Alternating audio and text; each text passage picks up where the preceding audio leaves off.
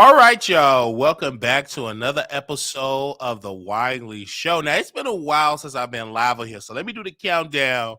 And let's see if everything go. But it's been a while since I've been here in the studio.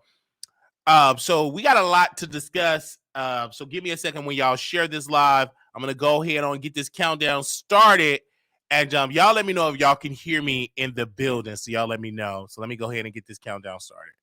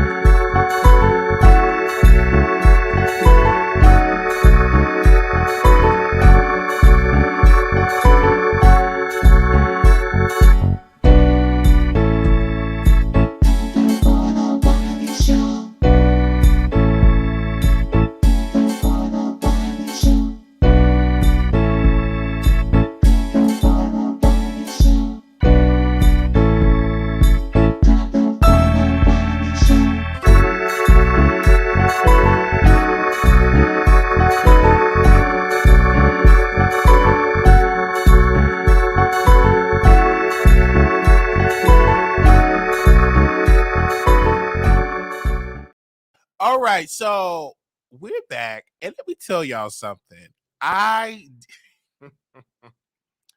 We traveled from Chicago to Dallas. I believe this is going to be my last time on the train, right? So I get on the train, and mind you, it is packed. So really, it's packed. Okay. So I guess the lady, she wanted to sit by her daughter, and I wasn't moving because I have like a window seat. I like a window seat because I like to look out the window.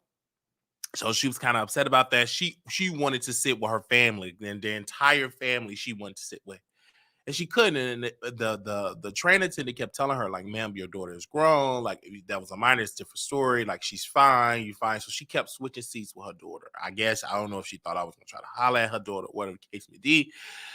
But I just had my headphones in my ear, and like she was just complaining. I like a window seat, like I've always said. I got there on time. I got a window seat, so she kept switching seats with her daughter, and then eventually they got another seat.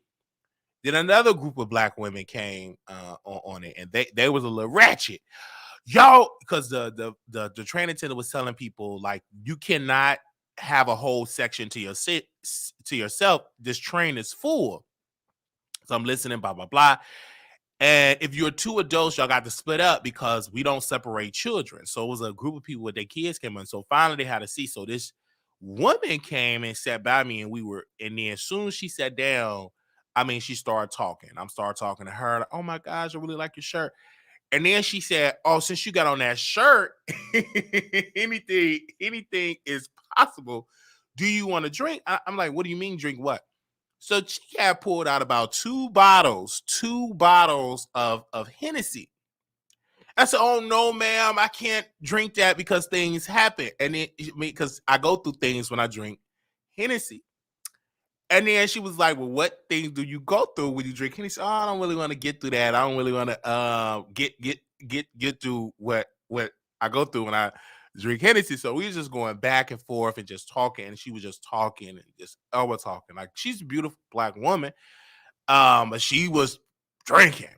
And so I'm just literally sitting there and just watching her, and we were just talking, and we were just having just this amazing conversations. Like, it was just dope. And of course she wasn't dressed like how she's, I think, appropriately to be on the train, because soon as she like leaned forward to get the drink, you could just see like her undergarment. I'm like, "Oh my gosh."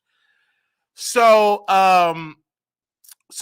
okay, is anytime you're on the train, okay, the sun is going down, and so the sun is going down, and um it's getting dark, or whatever the case may be. So I'm up here trying to go to sleep myself. I'm trying to wind down and go to sleep because the sun is down. You know what I'm saying? I'm listening to my gospel music, and then she just kept touching my arm, and then she was like, "Do you want to do you want to lay in a blanket? And I'm just trying to be a gentleman. I'm like, oh no, I don't want to lay in a blanket. I don't. I'm fine, ma'am. And so next thing I know, she started to. Now I don't know if I was dreaming. I would say this. I don't know if I was dreaming or if she actually like laid her head like where I was at laying her head. I don't know because I was just out of there. Like I was sleep.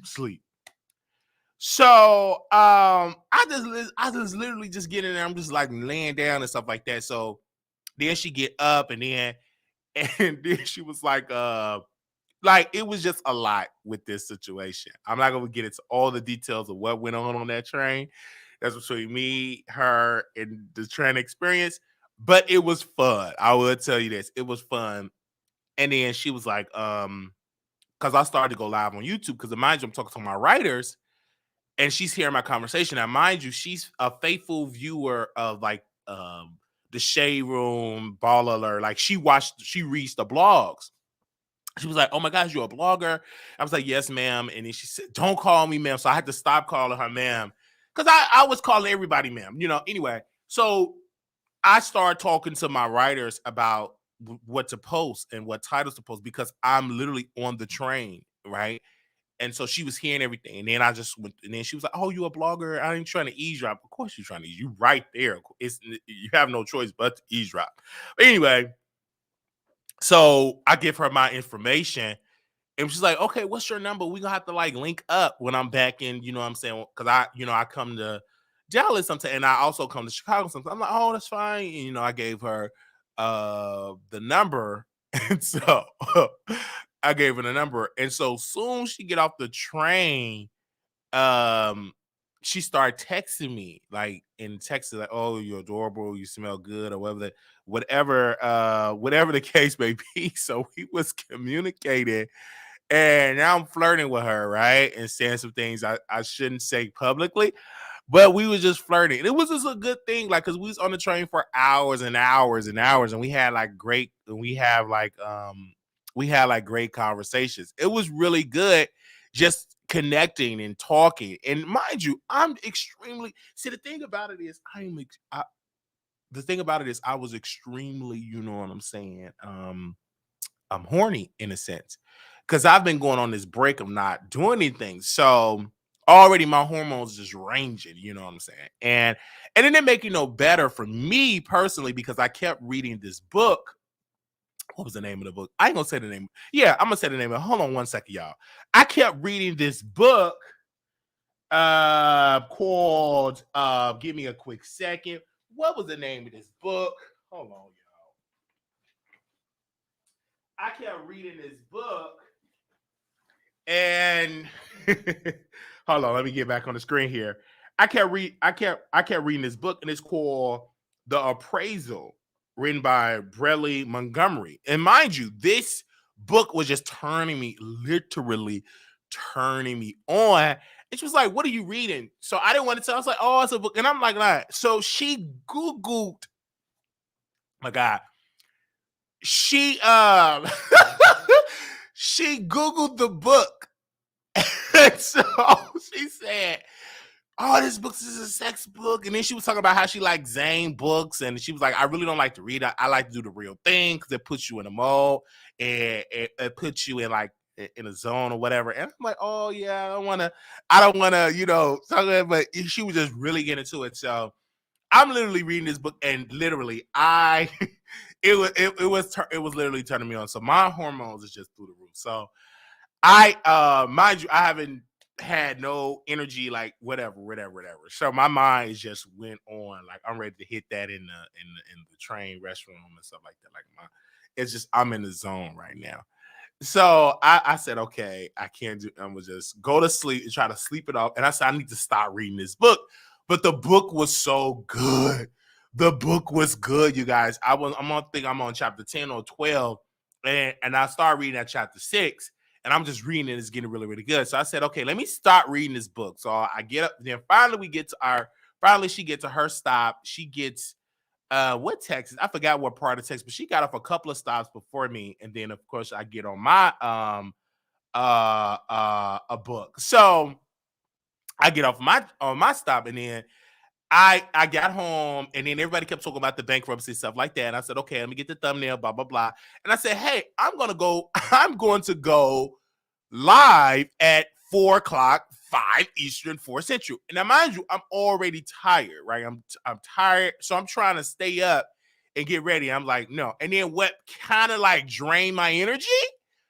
Cause I just like I would have those urges. So I went and got on my OnlyFans, started watching my OnlyFans people that I haven't seen in a while on OnlyFans. He had released some new content, and then she had him and his girlfriend, they released some new content. I was like, oh no, I shouldn't be on here. I'm on a 90-day cleanse. And so that 90-day cleanse just broke immediately. It literally broke immediately. I would tell you how it was like raging that I didn't even have to watch the video. I was just ready to just explode in a sense. And and I went to sleep. I went to sleep. Now, mind you, I'm up here watching this movie with Tom Hanks. I believe it was Tom Hanks. I could be wrong. About the whole pirates taking over the ship. That was watching me. And so once I did that, I went to sleep. Because I was just tired. I was extremely tired. Like, and then all of that energy, and I just slept like a newborn. I slept like a newborn baby. And of course, like my phone was just ring, ring. Everybody was going on my phone. I was like, oh my gosh, what's going on? And I was like, oh, I forgot to do the live. I forgot to do the live. But now we are here today. And we got to get into some things, child. Okay, I can take that because that come from my community. All right, we didn't get this from Carisha or Nicki Minaj. I've been saying this forever. All right, let's get into some things, child. All right, I was thinking about LA because you were traveling. Yes, I was traveling. And I was tired. Absolutely, I was. But we have a lot to discuss here, and let's first get into Sean King. Now, he was getting dragged. I read his book, Make Change, one of my favorite books by him, written by Sean King, as I'm looking at it in my personal library here. And so he is in the hospital. I received emails. So I was able to send us some donations. Now, mind you, because he's in the hospital. And people was dragging him. Ernest Owens was throwing shade. Everybody was throwing shade. He's in the hospital. And I felt bad because I'm like, Sean King has been on the front lines for African-American men and women and boys and girls, and really have raised millions of dollars for families. And here he is suffering, with his back and spasms, and can't hardly move, can't hardly touch, and all of this stuff. Like, I got an email from his team. Give me a second here. I got an email because I'm on his email list. I'm a huge Sean King fan. So I'm just a huge Sean King fan. So give me a second right here. So I get this email, and it's on the Grassroots Law Project. And it said, hello, Marquise. On most days, I'm asking for help. I'm sorry, on most days, I'm asking for help for someone else in our campaign for justice. But today I'm asking for some help for my team. On a personal level, I will also love your prayers and support. I've been in the hospital a lot, trying anything I can relieve the excruciating pain I'm experiencing after a lifetime of spinal injuries. I've now been diagnosed with something called OCCIPITAL space ENEURALGIA, which is actually the worst pain I experienced in my adult life. It's so extreme that my own doctor and others have experienced this war of deleting intentions that often accompanies. Okay, it's that bad. At times, it hurts to move my head in my direction. It can hurt to talk, chew, even blink my eyes. It now hurts to touch my hair or even touch parts of my face. It's awful. So I just met my doctors, and they want us to try several promising procedures. They're taking a lot out of me and my time away from my grassroots law team, but the team still needs your support. Will you please consider chipping in to help grassroots law team? I will be off work and unable to help much at all during the periods coming up. Thank you so much. I wrestle with whether to share this because as a man, I always taught to never reveal a weakness. But after years of therapy, I worked hard to unlearn some of these needless yeah, so it's a lot that he was saying in this email. And people was throwing, they was throwing shade. Like they was literally like up here throwing shade at him and talking about him negatively. And this is why you have to, understand, you have to educate. Like his mother is white, his father is black, and of course he's more lighter skinned. And people were talking about him, but he's not the first to be judged. I mean, we had some black brothers and sisters back in the day that you didn't even know that their mother was black because look how they look. Look at Meghan Markle. You wouldn't even know that her mother is black, by just judging by her skin tone. So, but he been doing the work. I don't even care if he is white, but he's half white. But he have been doing the work to help benefit black people, and people now he needs the help, and now he have to require of the support, and then people was like, no, but I haven't seen a lot of people match the type of work that he have done, and I've gotten arguments with some activists, and also I see that the brother that was on the front lines, and of course Jamal Green, he done a lot of work as well. So it's a couple of activists I do follow. I don't follow a lot of activists because there's some activists out here that is trash, but Sean is not one of those type of people. Sean is not a trash person. Like he have been putting in the work, being on the front lines, and this is why he get attacked, because he is so effective. This brother can go live and raise millions of dollars for other people, but unfortunately, our people are so conditioned to raise money for a black person that's been brutally attacked, which they rightfully so, or if they were taken out by the hands of the police officer, beautifully so.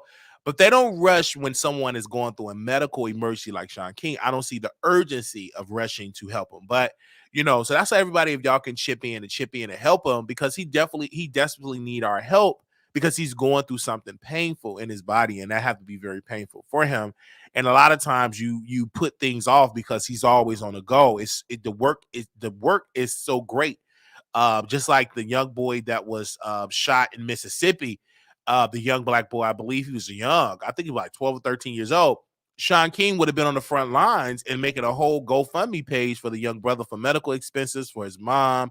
He would have been telling us about calling the DA, calling the mayor, etc.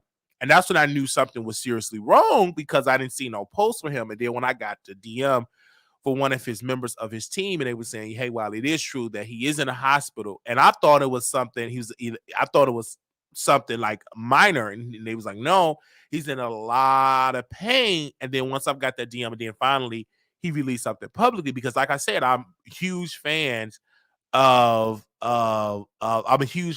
Sean King and his organization. I think what they're doing for black people is great. And he actually helped, a lot of people don't know this, but Sean King organization and other progressive organizations, they help put a lot of prosecutors, they help vote in a lot of prosecutors, help donate and knock on doors for a lot of progressive prosecutors that we have, that a lot of people are enjoying today, because his organization was one of the leading organizations that was educating people and knocking on doors to bring those type of people. And then also I love Sean King because he does a podcast. He haven't done one lately. Like I said, he's in a hospital, called The Breakdown. I listen to that. I subscribe to that. So I love just listening to like his voice. He's such a powerful voice in our community. And of course, you get people to talk about his skin tone. But I tell people all the time, there's plenty, I just say, for instance, if y'all want to call him white, there were plenty white people that was on the front lines that were helping us to help, get us free from slavery, and helping us on the front lines in the civil rights movement. It was some white people that died because of it. You know what I'm saying? So I'm just being real, because when people talk about all this, all white people wasn't bad. You know what I'm saying? It was some good ones that were using their money to bring awareness, that were on the front line. You had white preachers, you had white civil rights workers that were killed as well, with black people as well. So it and that's when you have to understand your history. The most, when I talk to people about it, they say white people, and that's not true. Like, it was white people that and still are helping to benefit black people. It's just like it get lost because you get people like Ron Sanctimonious, in the words of President Trump. But no, you get the governor of Florida that want to cancel Black history, don't want to speak about Black history. And then also say, oh, we will teach Asian history to create division between Asian Americans and also Black America. But we need to talk about the relationship that Black people have gotten assistance from white America, for some parts of white America, that actually helped the people. Like Dr. King, some of his advisors, including in conjunction with his Black advisors, were white. You know, he had white attorneys, people that was giving him access to what was going on the inside and also donating. So they actually helped. And I just think that, you know, people, they just paint this picture about all white people. You can't, because not all white people is not right. Like, it's some good ones that's out here doing the good work. But a lot of that don't get broadcasted on the media because, again, that don't drive ratings. What drive ratings is, look what this white cop did. Or a lot of them don't like to talk about, then you got a lot of Black cops that did damage to Black people, but that don't really go viral as much as when they think that a white officer have done things and that was been brought. But again, the media have their own narrative when it comes to things like that. And now that I'm working in media and boots on the ground, I understand that I'm already getting resistance as a YouTuber. And this is something I want to say, because I am new Black media. They always say, oh, what organization you work for? I said, I'm an independent media outlet, and we reach over 1 million listeners, and I call it the Wiley Show, where we tackle and bring awareness to things that are going on in our country, local politics, and also national politics. And I talk a lot of people, and then when they hear that, they kind of like resistance. But and I've always stand up for our people, because for me in media, I understand that I represent a piece of the market that typically are not watching CNN, MSNBC, all of the WTTW Chicago. They're watching the Wiley Show. So I will always stand up. And is it a challenge? Yes, it's a challenge, because I feel the resistance, because I'm actually on the ground giving you all another narrative from the people, as well giving you the national what they're trying to say, because you know, and all of that. So Sean King, hey, okay, hope you get better, brother. Okay, so give me a second here. Do I have that picture on here? I wish I had that picture. Oh yeah, I have him on here. Okay, so Brandon Johnson, y'all already know, the Mayor Johnson, as I call him. He's the mayor of Chicago. So they did a press conference. Of course, I couldn't make it to the press conference. I'm on my way to Chicago, back to Dallas. So I'm listening to the press conference, and I'm hearing all this stuff. And already the governor office, I'm subscribed to a lot of things. So they sent me about, he sent in peacekeepers with yellow vests. But if you really dive into the peacekeepers, they're not. Some of them really ain't going into hot spots. I heard they're going into spots where there ain't really no violence. It's just a political ploy. It's a great idea, but that idea don't need to be adopted just for a weekend. They need to be in conjunction with community policing. And I hear what Mayor Johnson was saying, that it's going to take a coalition to bring down the violence. And of course, I hear that. But then I got an update from some community activists. Oh my gosh, Wiley, they just had a shooting at the beach. A young teenager came and it was a fight that broke out, and then boom, shot. Nobody was hurt, so thank God the police was there to de-escalate.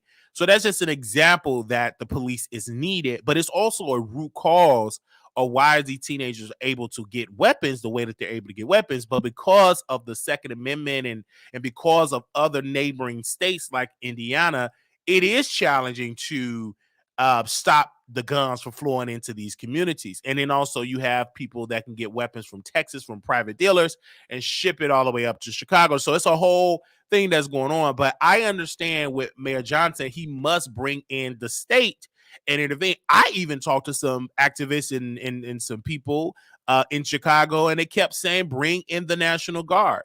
Bring in the National Guard. And because and all of that, I kept hearing that word. And I understand why they're saying bring in the National Guard. A lot of them saying it now, but when the National Guard come there, it's going to be a little resistance.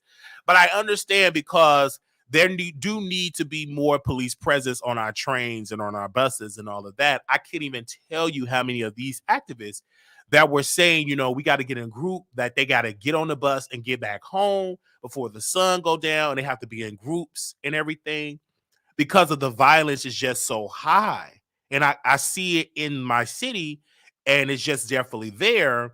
And I'm just immediately just looking at this, and I'm like, oh my gosh, this is so real. And I understand the mayor, and of course, that comes from the city, but this is why a lot of the activists and residents in the South and West Side, they're upset about the migrants coming there because they said we're already dealing with high crime, and we're not getting any resources.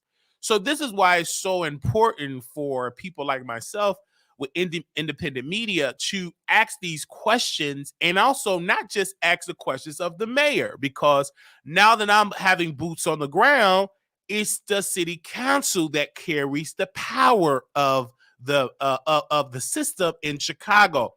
It's a lot of city council members that been in the city council longer than Mayor Johnson been a mayor.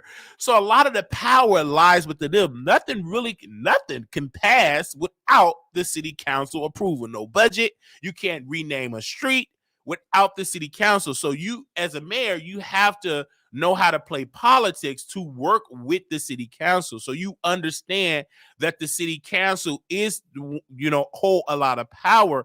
But the average resident don't even know that. They just automatically blames the mayor. And of course, he is the leader. But they don't know it is a whole process that's going on. But you also got a sector of Black people that understand the process. And that was there, and that was vocal about the process. When we was in City Hall, of course, we saw the resistance. There out of the blue. Oh no, the gallery is under construction. And then one particular person said, oh, it's full. So you had two different answers. Like, if you're going to lie to the people, make sure that lie is the same lie. Don't be two different lies. Anyway, I wasn't upset because I was able to be with the people and get a response. So we will be back in City Hall. This time we will know to bring a little bag. Our bag is just destroyed now. We use that bag. I could just say rest in peace. I had this bag for years, and got off the train and the bag broke. The handle thing broke. So it's time for a new bag. But it was just amazed when I see Mayor Johnson during the press conference, and then people were saying, well, it's not going to be hot. Like the half of the stuff they were talking about in the press conference didn't make no sense, because they were acting like there was about to get 95, 96 weather, and it's not. The weather going to be about 60 to 70 degrees, so it's not going to be a heat wave. But already it's going to be resistance. And you can bring down crime. You must invest in activities. You must invest in drive training. You must invest in community policing. You must invest with other things as well to bring down the crime and really bring in those resources. So it is things that are being done. But like I said, it's going to take a village to stop it. And then also, I believe that the mayor also got to call out the parents, because they must be held accountable, because you can pass as many ordinances as well. But if you don't call out and let the parents know, hey, you got to know where your children are at. And a lot of parents are bound down with work, but that's no excuse. You are responsible for your child. You should know what's going on in your child bedroom. You should know who your child's friends are.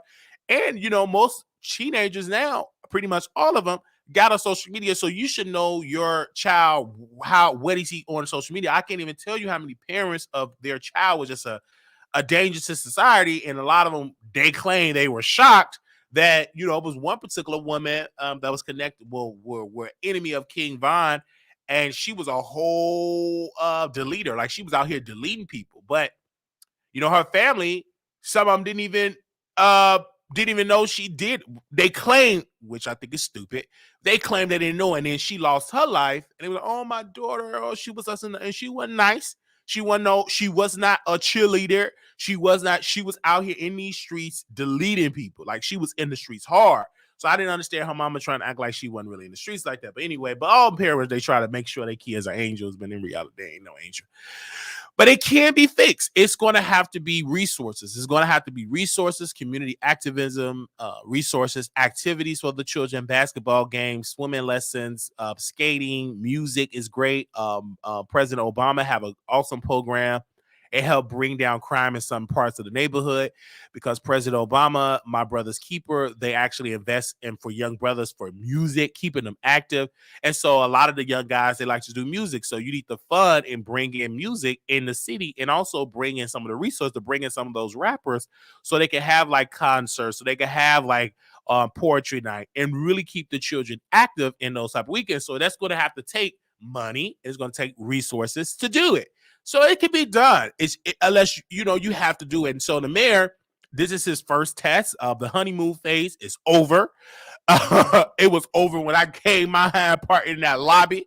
So they are done with the honeymoon phase. I thought it was going to last about 3 months. One of the attorneys says it's going to last about 3 months. That's a whole lie. It only lasts for about a day or two, but the honeymoon phase is over. They are holding this man accountable, in which they should. They're not waiting. I had an attorney, Mr. May. He said, "Oh, give him about 3 months." I said, "Sir, we can't afford to give him 3 months. We are on them diligently. We got some people that will be coming on our show and talking about this. So it's a lot that we're going to be discussing that's going on in Chicago. But I do wish the mayor all the success because his success is actually the success of the city. So I want him to succeed. I don't want him to fail. And then I also want to be, you know what I'm saying, to be honest and understand that it's not going to happen overnight. I know he do not have this magic wand because if he did, many mayors would have used this quote unquote magic wand. It is a process that he have to go through. But with all that being entailed, the same urgency, I want to say this in my close and I'll move to another subject. The same urgency that it is with the migrants, the same thing that's going on in New York with Mayor Adams and all the way and going to Atlanta. They about to get flooded with migrants in Atlanta. As we say, about 10,000 going to be bussed down there. It need to be the same urgency in when it comes to this issue with poverty with Black people, right? And then also a lot of my brown people don't want to be in the same box with Black folks. I've learned that being boots on the ground. They don't like it. They think that it's a political ploy. They don't like to be in congestion. They think they're different. They think their struggle is different than the Black struggle, okay? But they will use us to be on the front lines. But a lot of the brown people in the community don't like to be joined in with the Black struggle, all right? I've learned that with a couple of people. I said, okay. So that's just how that goes when it goes into the media. And I said, okay, they don't want us to be in conjunction with that. I understand that's their prerogative. This is why I'm committed with the Black people in my community, because I understand we have to fend for ourselves and nothing can get done without the support of all the city council members. Because even if you got a good alderman like Alderman Coleman, that's actually doing the work, she can't do it by herself because the other 49 is the majority have to pass whatever ordinance that she want to do to help benefit her neighborhood. The aldermen up north must agree that you need this down on the 63rd. So it's a lot that's going to be discussed, and so we'll bring some more of it up. But we will bring you some more information with Mayor Johnson and all that. We got you. We're going to be getting y'all some more information as it comes to us. Okay, so that was that. Where else I'm about to go in here? We got to talk about this guy because it was in the news. Like it was in the news. I'm gonna talk about him after this. Because y'all know I'm coming for that, but I do want to address this. That's Jamal Green. That is Chance the Rapper. About George Floyd. You know, it's the anniversary of George Floyd's death, about the third anniversary of his death. And so a lot of people were saying that with this, they said nothing had happened. And I said, I agree. Because what companies do, they follow trends. Oh my God, it's popular to give Black organizations millions of dollars. And they were just throwing money at places. And then some places never saw a dime. We have to do a follow-up. And our follow-up game have just been terrible. Like we done enough job with the protests and marching, but our follow-up have not been as consistent. And so when these companies require and all these lawmakers require they're going to do all these things, we must continue that same energy because one phase of it is protested, educated and protested. But you must also show up at the when it comes to the follow-up. And let's be clear, like these companies, you gotta follow up on these companies and say, hey, you got to make sure you do your job. You got to make sure you do your investment. You got to make sure you do all of that, because if you don't do it, it's just not going to happen. You got to, like, when it comes to the George Floyd Police and Accountability Act, a lot of black people didn't even know that act was being talked about and being negotiated, because again, you got to educate the people so they'll know what's going on in Capitol Hill. And it fell through the cracks, and Tim Scott, he literally destroyed that bill.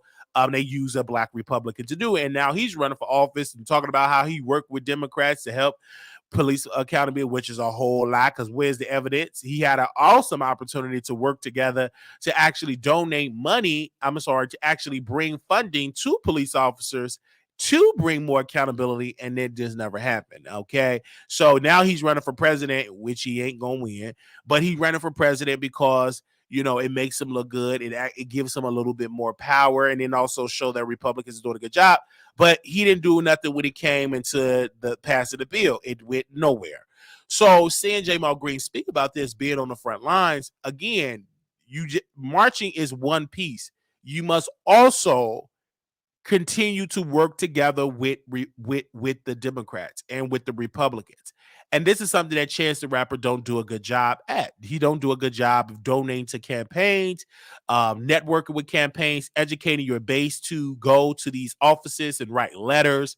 Like, that's one piece, tell them to vote, but it's a whole nother process once they get in. Then a new process start by phone banking, knocking on doors, being on Capitol Hill, networking with the lawmakers to get this stuff passed and stand on top of them. And they know that a lot of us don't come like they supposed to. And like a lot of people, they come in today because they're upset about what's going on in Chicago. But other weeks, the lady says it's going to be completely empty in City Hall. And so that doesn't need to happen in all parts of government, because they make these decisions because people in Capitol Hill makes a great decision. Of course, Chicago, they did a good job with the police, the Safety Act. But of course, we had an attorney that helped, write the bill. He was saying that they don't do enough job implementing the law. It's a good law, but it means absolutely nothing if you don't implement it, if you don't use it to your benefit and actually educate the people that law exists to help them. So it's a lot that's going on. So when it comes to George Floyd, it was his death. But sadly, I'm not surprised that it just went away. They did a little marching, a little protest. They did burn down some buildings. And then they never required them politicians to do something and stayed on top of them. And you have to stay on top. You just cannot sit there and just sit on the sidelines. You got to call these people. You got to email these people. I do it on the local level, and it is so resistant because they shocked, like, who are you? What's your name? And blah blah. And then you consistent, and you stay consistent, and all of them have email addresses and phone numbers, and send them emails and write letters and bring people and continue to have that process, because that's how the process is going to work. You got to have that engaged. You got to be engaged into politics. You have to, because it affects us. Just like when Jamal Green was talking, it all affects us. When you're trying to get a property, interest rates and all of that, that's political, because President Biden or the federal agency can actually bring down the interest rates if they want to. If they could bring it down to 0% if they wanted to, because they've done it before during the pandemic. They did it before. So, but you got to require, and that's why President Biden is getting attacked by President Trump, because President Trump saying on his first day in office, he's going to reverse all those policies, bring down interest rate, eliminate inflation with his economic policies. And that's actually really good to a lot of black people. I look at my people first because I'm talking to them. And they said we wasn't in war with Ukraine. We wasn't having this high inflation. We wasn't, interest rates were low. Like that, these are the things that they were saying when it came to, politics. They said all of these things were the truth. Like we wasn't going through any of these things when it came to economically. Like we were doing pretty decent. But when Biden got in, that's when high inflation, that's when, interest rates were through the roof. That's why housing prices have dropped, because buyers are not, feeling encouraged to go in this market because of the high price, because what it used to be about a percentage, a couple of percentage lower, now is a couple of percentage higher. So a lot of people is not enthusiasm to go out here and go and buy a house. So it's a lot that's going on in policy. That's why I tell people to watch and be careful. Really watch what's going on here, and you'll get a clear understanding. Now, that was that. I just had to talk about that because that was in my list here. In my list. Also, let's talk about Tina Turner here. Of course, she knew that she was going to die. Oprah spilled some tea back in 2019 that she claimed that, Tina Turner said she wanted to leave the planet then. And also, they were saying, according to Radar Online, they were saying that Tina Turner put all of her wheels in order, took care of her money, sold her publishing to a company that she was preparing to get everything together, so her family won't fight over her estate. So she was making sure everything was good before, like 2 years before she passed. And of course, her husband actually bought a new property. So that's how that goes. So she was definitely talking about that, and she was having a good time talking about it. And it was so when they was bringing it up. So we will see how this is going to play out with the family, because they say one thing and then the family start arguing. They did that in the Aretha Franklin family. So again, we send our condolences to her family. But I don't know if they're going to do like a concert for Tina Turner, or like a funeral. That I don't even know if her funeral going to be in the States, because she was a citizen out in Switzerland. So I don't know if her funeral going to be out there, but people have been showing their respect for her. Lizzo, she did a whole performance showing love for her as well. So it's just amazing, you know what I'm saying? And she passed away from natural causes. Of course, she had kidneys. She had to get a kidney implant. She was on dialysis. I believe she had some forms of cancer. And then also she had a broken heart too, because she lost two of her sons. One of her son from just he deleted himself, and then another son was just found expired in the house. So it's like she lost two of her thing. And she also had like kidneys and high blood pressure. It was a lot of things, because a lot of us don't know. Like, we were eating all them bad foods. Like, my grandmother's going through that today, like eating like high blood pressure. She said, if I would have known that, I would have had a better diet. But of course, we didn't educate our people back when Tina Turner and my grandmother was here, back when they were younger. I'm saying they didn't talk about it. They just ate what they could afford. It wasn't oh, let's be green, let's be organic, let's be healthy. It's whatever. And most of that bad eating habits, also it just does something. It's just really, really something. And then her husband, of course, tried to give her a kidney, but people don't know kidneys can reject your body, especially if you're not the same blood type. Even you can do all of that, and your kidney can still that donation it can still reject. So that's how that goes. Okay.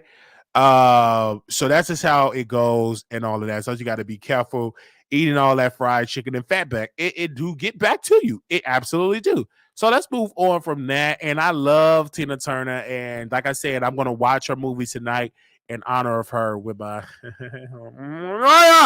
Okay.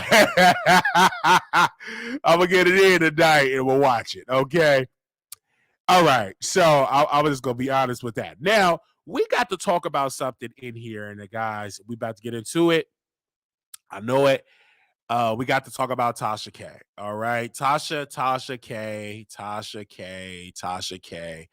Before we get into TashaK, we got to get into this person, okay? Bishop Whitehead. Now, I had to let Bishop Whitehead what was going on with TashaK, because he didn't know. Most people is not on the app, right? Most people are not on the app. They not watching the app, and they ain't sending the information. So I sent them information. I thought that, Bishop Whitehead knew that TashaK was talking about his wife, about his teeth. I couldn't find when she was talking about his wife, because she must have deleted it, but she was talking about his teeth, about him being a criminal, about Foxy Brown. And so finally, Bishop Whitehead started calling her bald-headed blogger and started saying he's going to sue her and all that. And then they going back and forth. And then she said, where's your wife? And then boom, later on that day, the Neighborhood Talk posted that she had filed for bankruptcy. Now, Bishop Whitehead did say he is going to sue her for about $250 million.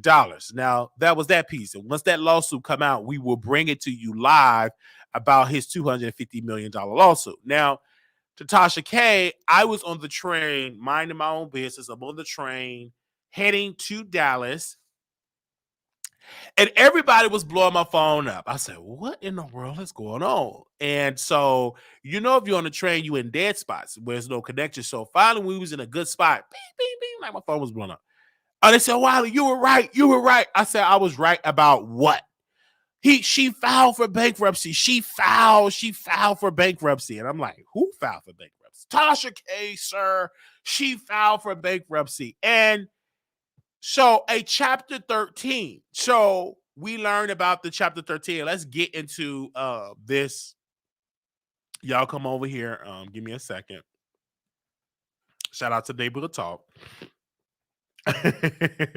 shout out to the Neighborhood Talk because they posted the receipts. So shout out to the Neighborhood Talk. So give me a second while I posted all that. So we grabbed their receipts and we gave them credit because their logo is all up on there. Okay, so I'm sorry. Give me a second. I'm sorry. Chapter 11. Okay, give me a second. I have it in my documents here. Okay, so she filed for bankruptcy, and we have it in here. And let's scroll down because I told you she's going to finally file, and she filed a chapter 11. Okay, so when she filed a chapter 11, and if you break it down with the chapter 11. She got the attorney name and all that. We told y'all she was going to file for bankruptcy. And of course, she's claiming that she's in all this debt. She's in $58,595. Of course, she did not name the Cardi B debt because you can't name it because it's not dischargeable in there as well. Now, so I told everybody that she was going to file bankruptcy. I had a source and multiple sources told me Wiley, she's going to file bankruptcy. It was so bad. She went on vacation. It was no vacation. That was her strategic plan to meet with her lawyers. She was going over her money. She did not want to file. It was her husband. Finally, I have to give him credit. It was her husband that told her, we have no choice. We in debt. We need to file bankruptcy. Okay? Now another source is saying that a couple of her employees' checks were bouncing. Their checks were bouncing. She sent them some checks, sent them some money. It was bouncing. A lot of them over there is noticing what is the future about their job. Will they still be employed with their job? So their future is just unknown right now. It's really, really unknown. It's a mess. This source said, Wiley, she is extremely stressed. And then she sent one of the things. She said, this picture, this is not of TashaK, but she said this have been her look for the past couple of months. This is how she's been looking. She said when she come into the office, she said, I'm going to send you a picture of how she look. She literally looking like this. Like when she do meetings, they said she would be upbeat, but this is her. Like she's sad. She's not the same. Like she said, her personality is sad. And so she didn't want to file chapter 11 because even though chapter 11, it protects you to run your business without a glitch. But to me and the public, oh, she broke. She ain't got it. She broke. Cardi B bankrupted. They're going to say Cardi B bankrupted. They ain't gonna get into it'll protect her. She's a business entity. It protect her business to run. It give us some type of protection. The average person is not going to read and it's a simple Google search. They're going to say Cardi B bankrupt her, and she's going to get dragged in the media, right? She's extremely stressed, and this person in the picture, and she said she's extremely stressed when it came into this situation. She said, Wiley, she didn't want to file bankruptcy. She didn't want to. She said, my name was mentioned. I don't want to prove Wiley right that I got to file bankruptcy, and she had to do it. She have no choice. They're taking her assets. Her business are being threatened. And so she had no choice but to protect her company because the company is trying to go into another lane. And it's clear, and this person did say I could say this, that she is abandoning the American viewer. She want the Nigerian viewer, the African viewers, because that business are getting up into the bill. She want to go to a whole nother demographic, and she need the seed money. So it's a lot of seed money she need. And so her business is being threatened. So, and then she still got to pay all this debt with the situation. Did I feel bad for TashaK in the sense of no? I didn't feel bad for TashaK at all, nor did I feel bad for her children. And let me tell you why I didn't feel bad for her children, nor did I feel bad for TashaK or her babies. The thing about it with TashaK is that she had those same children and she ignored her children and she decided to go after another woman and start dissing that woman and her children and start saying the woman had an incurable disease and all of that. So I don't feel bad for her of the type of way. So she is filing bankruptcy just to protect a little piece of her company, just to protect it, because she fears that Cardi B is taking everything. And of course, we'll read the court documents once all is found. We get some more information. She feared that Cardi B is going after everything. Cardi B is trying to go after her trademark. The person said, she said, Wiley, Tasha underestimated Cardi B because the type of lawyers that she have, they are just known for destroying companies. And she said, they're coming after her so bad.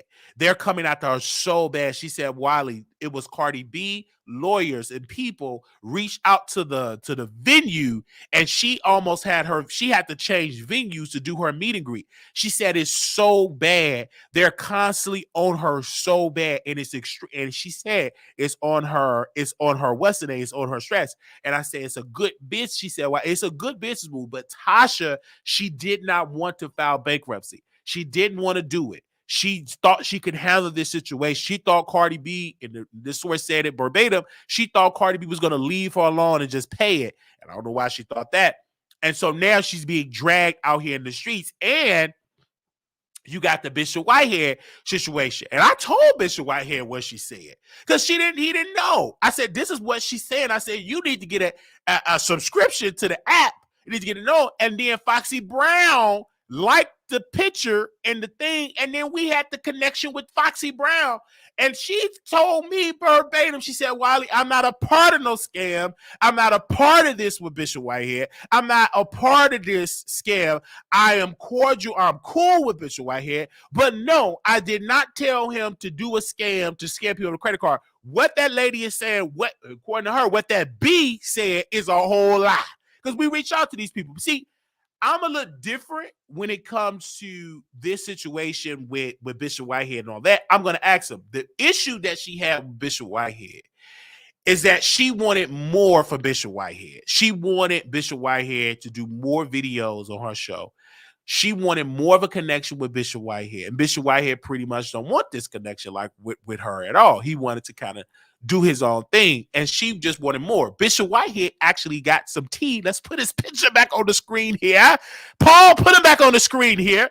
He didn't tell me the pastor's name, so I'm going to have to be careful, and I'm not going to even spread out the pastor's name because I heard this in my DM. Until I can confirm this from the pastor, I'm not going to put that man's name out there from California. But it is a pastor that is claiming, okay, that Larry Reed gave him HIV, all right? I'm not going to put the pastor name out there until I get his word that I gotta put him on, I got to ask him a question before I put his name out there. So, but he told Bishop Whitehead that Larry Reed gave him HIV, right? This is pastor out there that's saying that. Now, Tasha, she wanted the pastor information. Okay, she wanted his information for an interview.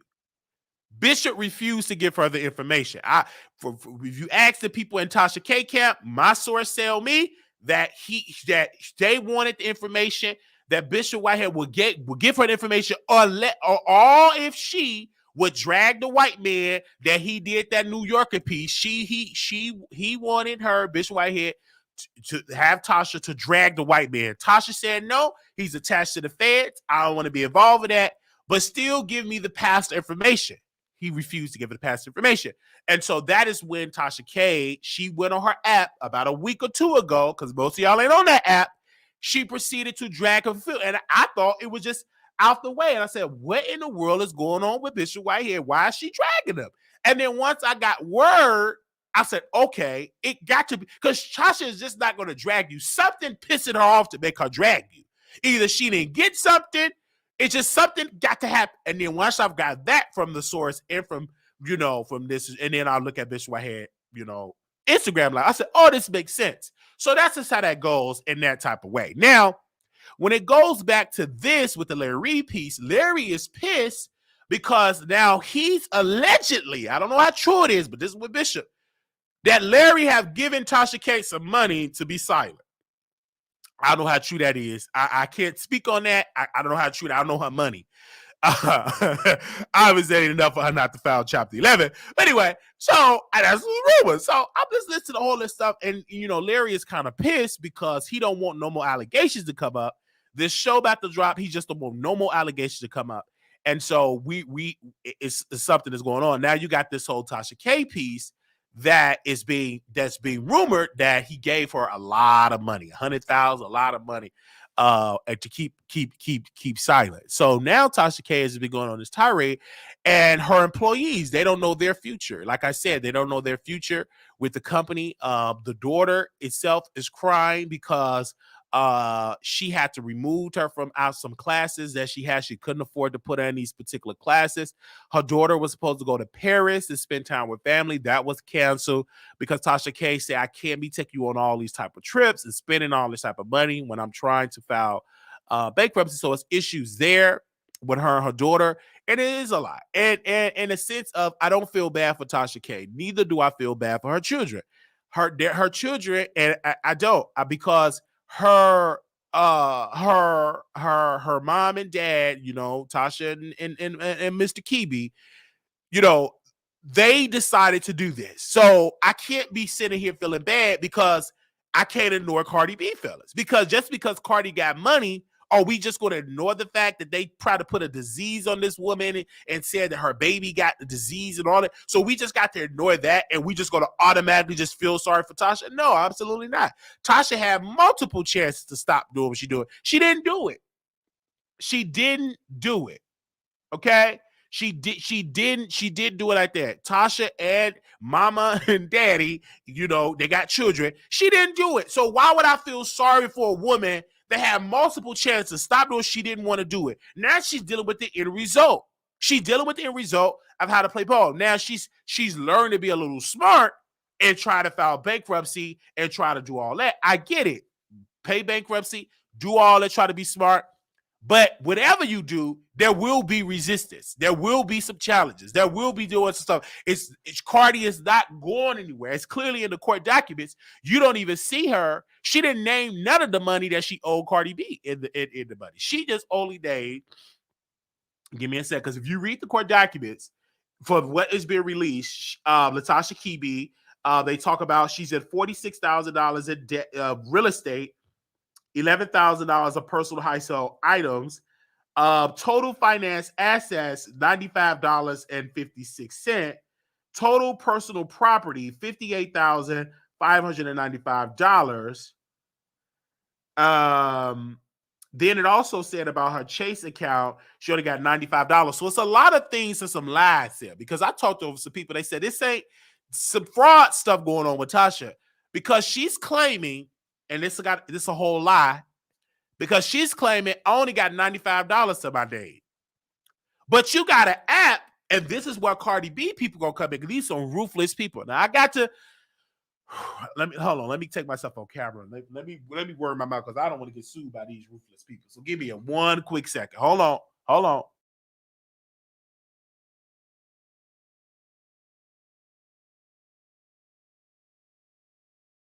Let me do it.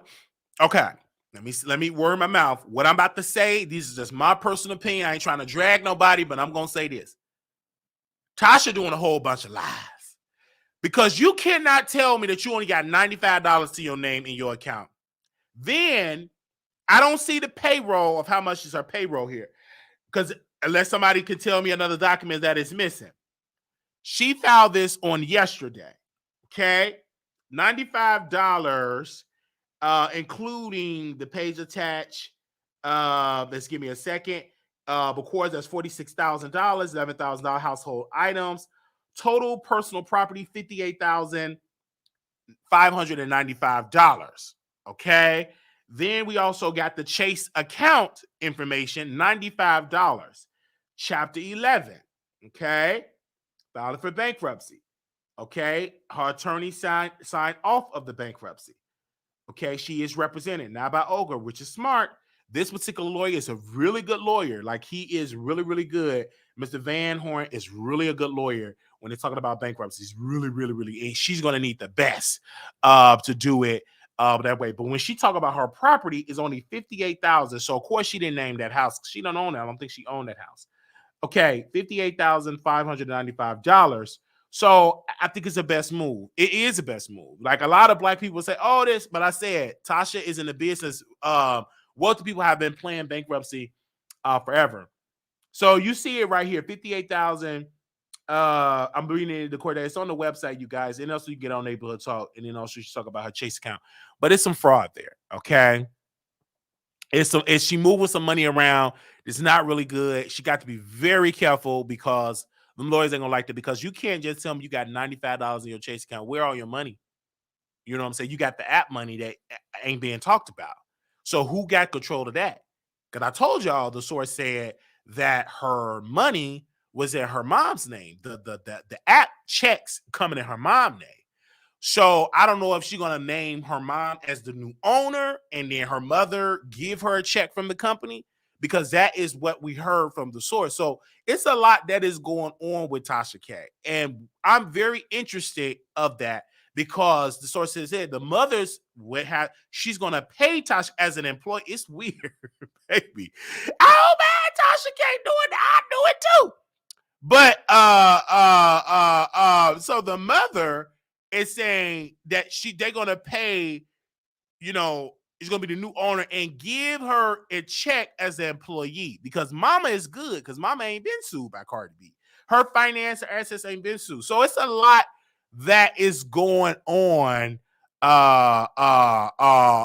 with it. And I told you, I said these sources are telling me this. And they said, but Wiley, how do you get this information from the sources? I said, I get the information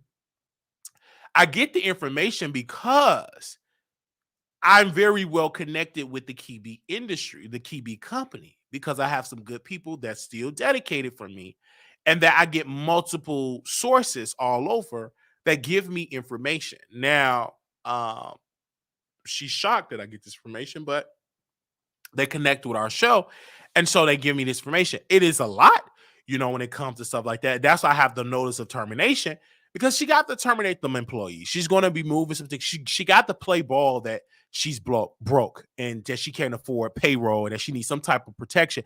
But she can't go to the bankruptcy people and just say, "Oh, well, I got all this money." You can't be hiding money too. And she's trying to. And so again, them lawyers are not playing. Like, them Cardi B lawyers will just it will be some stuff that's going to be leaked out to the blogs about her finance, about money that she got stashed away and not telling the people. So it's gonna come. She's maneuver around in that type of way. So we gonna see. Like I said, we gonna see in this type of situation. I personally feel like, TashaK is on a lot, you know what I'm saying? Because she still got to entertain people. Like the source said, she said that Tasha is immediately under a lot of pressure, because it would come a time when she was good at getting information, but it was a lot of things that she couldn't get because they're running through a wall. She wanted the Derrick Jackson wife interview. He said no. Charleston White told her no. So these interviews that she was baking to make money, they all told her no. So she can't. And then where this particular source came to me and said, "Hey, she's coming at and blaming the employees." Like, it was an argument in the space here that she got in Chelsea's face and said, "Your job is to get the interviews. That's what I'm paying you for. And you have failed your job. You're not getting an interview." But like I was telling, I'm gonna say this publicly, that ain't Chelsea's fault. Chelsea is good at what she does. I mean, the emails is very well written.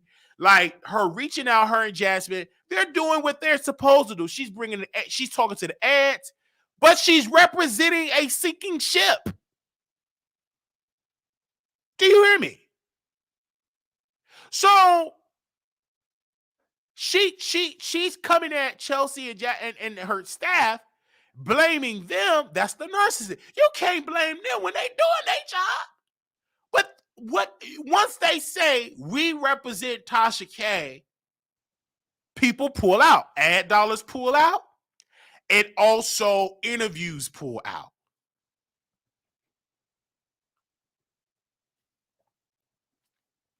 You're representing a brand that is tarnished.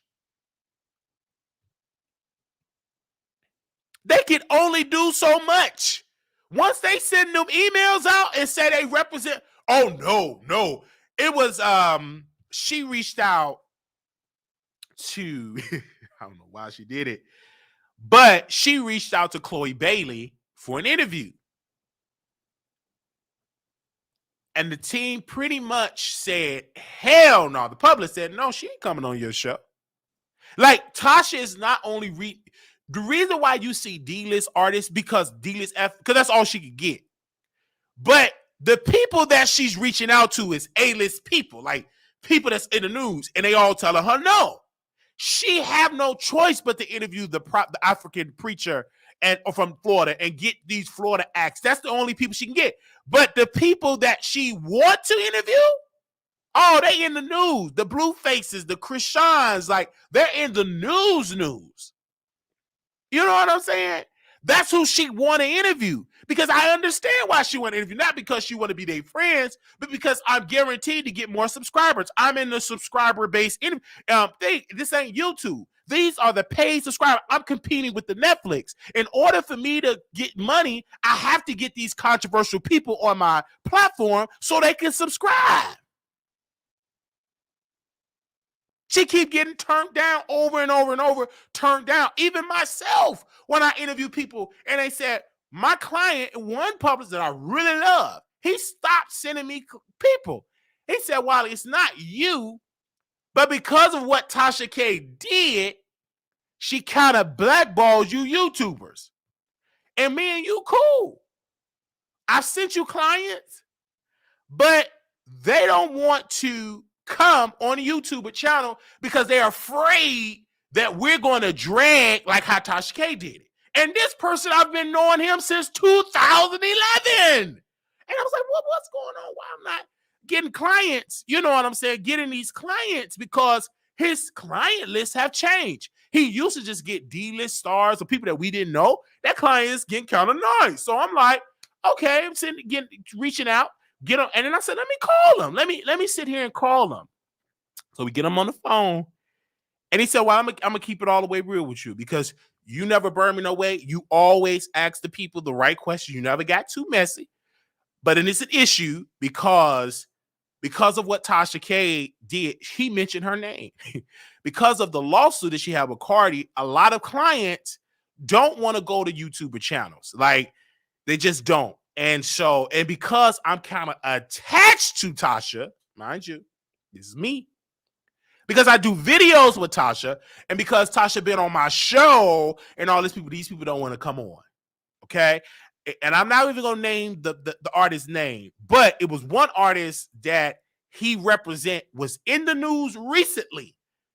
But because I talk about Tasha a lot, Tasha been on my show a lot, he was afraid that I was going to ask him some questions and do a TashaK type of interview. And it's sad.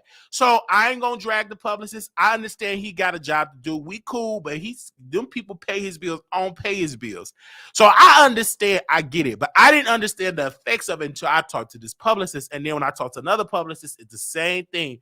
TashaK literally gave YouTube a bad name. Like, she just gave a bad name. So, and I talk about her because she's controversial, because she's bringing the click to views. But it is sad though, because I really wanted to tell my audience about these people. And I've been going back with this publicist since 2011. He ain't the only publicist I deal with, but he's just a publicist now that's starting to get some clients that y'all know. Okay. It ain't just the clients. I ain't gonna say no names because I don't want to give it away. It ain't just the clients that y'all don't know, I would say. It ain't just the clients. Y'all would know these people that I have their name in the title interview. Y'all would know them. All right, I would just say that, especially if you were in the 80s and 90s and all that. My audience will know these type of artists because I have like a mixture. Y'all would know these people, right? And so it's challenging. It is. It's really, really challenging because so, we had the Darius on there because of my publicist friend connected me to brother Darius. And now she's interviewing Darius and stuff like that. But Darius ain't been in too much controversy. Kind of late. She interviewed him, but she have no choice but to interview people, whoever she could get on the show. She definitely doing that as well. But we that's not stopping us to interview. Like he's gonna try again. That's not stopping it. And he told me to reach out to, and I'm gonna reach out to these artists. I'm not gonna stop, and I have to tell them this is not a TashaK. I've never done this before, but I'm sending them the questions. Now, I've never sent artists questions. I send them the questions. I give them the background of what I'm going to do. I'm sending them the questions because at first, the publicist never asked me. He just allowed me to do an interview. Now, can you send the questions? So now I send him the questions. So hopefully, they will agree to come on the show, and hopefully, they will agree to come on so we can definitely get involved into the conversation. But back to TashaK, and the reason why I put on a notice of termination, because that's the next step. She's going to be terminating a lot of them employees. She don't want to do it because that's going to add more fuel to the fire of people dragging her. But this is the thing. Like, we're so connected to this TashaK. We're in the algorithm. When I check the ratings, our number one topic, not the people that you think it is TashaK. My people, I get the most views when I talk about TashaK because she is so controversial and because she is connected to me. Like, in a sense, because she did a lot of interviews with me. So it is so good when I talk about my views are higher when I talk about TashaK because TashaK, out of everybody in this YouTube space, have came on my show multiple times. And recently, she came on about a couple of months ago when we were talking about the Levantre. So this is why it is doing that. Now, when it comes to her team, these are, you know what I'm saying? She's going to have to let them go, even though they're not technically like a W-2, W-9. They get paid, they get cash apps and get different things, but and she's trying to give them checks, but some of the checks bounce. So it's a lot of things that are going on with her team. And to TashaK credit, Tasha told them, go do other things, And so when the source told me that she told them to go do other things, what she was saying is, I don't know if I continue to pay y'all. So before I just completely just let y'all go have other gigs. And that's why Chelsea have been sending people her resume and also doing a course and reaching out to YouTube. None of the YouTubers can afford her, or some don't trust her. The people that do have the money, the Storms, the Armands, these people that do have the funding, Lovely T, that do have the funding to afford her, they don't want to afford her because they feel like she's attached to Tasha, that I don't want you to get to know my business and then you go give it to TashaK. So that's why she's not going to do that. And before TashaK had Chelsea, she went to Armand Wiggins, and Armand Wiggins could have hired Chelsea. Armand turned her down because of how she did Jason Lee. A lot of people don't know that. She reached out to Armand Wiggins to get hired with his show. And he thought about it, but she was attached to Jason. He saw how she did Jason. He said, oh, she's messy. I don't want to hire her. And then she went on to TashaK. But before she went to Tasha, she went to Armand Wiggins and some other people. And said, no, she does a great job. I can talk mess about her all the time. But all the commercials that you see, because of Chelsea. When Chelsea came aboard, if I could afford her, I would hire her because she does a good job. Which she does it well. I will hire her. She know how to get the stories. She live and breathe the internet. Half the stuff TashaK talked about, she didn't know none of that stuff. Chelsea give her the rundown. Jasmine, her team, get her rundown, and then she read it from a teleprompter. And when she read it from the teleprompter or get updates in text, that's when she look at her phone because they told her information. She act like she knows. She don't know none of the people, but she have a staff, and that's why you pay your staff to to research things that you ain't really care about and bring it to you, and you put your TashaK sauce on it. But now that have backfired because Tasha want exclusive to break stories, and nobody's breaking it with her. They're breaking it with her competitors. They're breaking it with her competitors. And she banked on a Nicki Minaj interview. Nicki said, no, she haven't talked to Nicki in so long. She haven't talked to Nicki. So she have recordings of Nicki Minaj. That's a fact. She have recordings of Nicki Minaj. But she's not going to post them recordings like I because I always ask the source about it. I said, when is she going to drop the recordings? She said she's not going to drop it now, but she do have some recordings because she played one of the recordings of Nicki Minaj. She played one of the recordings of Nicki, but she said that she do have recordings of Nicki Minaj. And so whenever she get ready to post them, you will see it. It's going to go in the title, and it's all going to be on her app, and that's going to drive traction. But she's skeptical of doing it, and I understand because it's going to be some pushback because she in hopes that she's going to get the Nicki Minaj interview. Nicki have not communicated, came on there and got on the phone with her at all. Like she's giving her the cold shoulder. She's giving her the cold shoulder. And if history serves it right, when you give TashaK the cold shoulder, she goes on that attack mode. So we will see. And don't be surprised, and it's going to happen when she leaked them conversations of Nicki Minaj. And it's some very damaging information that Nicki shared with her. And that's when TashaK, when she came on the show, she leaked this out and said, Wiley, she wanted me to sign the NDA. I ain't signing no NDA. That's just the bridge work. So when she posts them emails and them voice recordings of Nicki Minaj, then y'all gonna have to go back to when she said that Nicki Minaj wanted to put her on the NDA. So now because of Nicki, because I wonder, I'm like, why did TashaK? How did she get information? Well, this source told me because Tasha and her will talk about the Cardi B situation, and while talking about the Cardi B, I think in the source that Nicki forgot that she was on the phone with a blogger because Tasha came to her as a woman, as a regular person, and Tasha did really, really good. But because Nicki shared all that information, and once Nicki started telling people in her inner circle, oh, I told TashaK this, and once they said, you told her what? Like, we need to put her on an NDA, and then Nicki Minaj tried to put her on an NDA, and Tasha said, no, I'm not doing an NDA. Not because I don't want to do an NDA. Why would I do NDA and I got all this golden information that one day I'm going to have to use? So I don't want to be under no paperwork that forbid me to talk about these private conversations. Okay? So that's just how it's going to happen. So when them recordings come out, it's going to shock the internet, and that's going to bring her. And I told her maybe she should do it because she's guaranteed to get 30 to 40 to 50,000, 60,000 more people to subscribe to the app.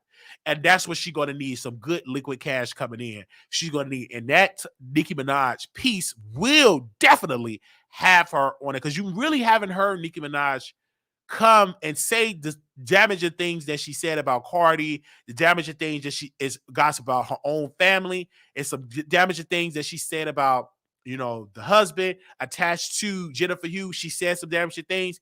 So a lot of the public didn't really hear it, and some forgot about it. And then whoever, if you heard about it, you hear it again, it's gonna go on the blogs. They're gonna eat it up like a juicy steak. So we're gonna see when the recordings come out, you guys. They're gonna be breaking another story. They're gonna say, wow, we told the truth again. Y'all didn't believe me about that bankruptcy. Y'all thought I was just talking out my ass. And she bankruptcy. Okay? Oh, I got to do the bankruptcy. Oh, Wiley, you told the truth. Yes. And then other bloggers got mad. Let me tell y'all something. They said Wiley been told us that TashaK was going to file bankruptcy. And then other bloggers got mad. Bruh, we got the connection. We got the sources. Listen, let me tell you something. I'm getting into media, right? And one thing that I'm learning is never reveal the name of your source. I'm not like my competitors when they trying to release information and it's bad. You never put your source information out there because you're gonna be hard for you to get information, right?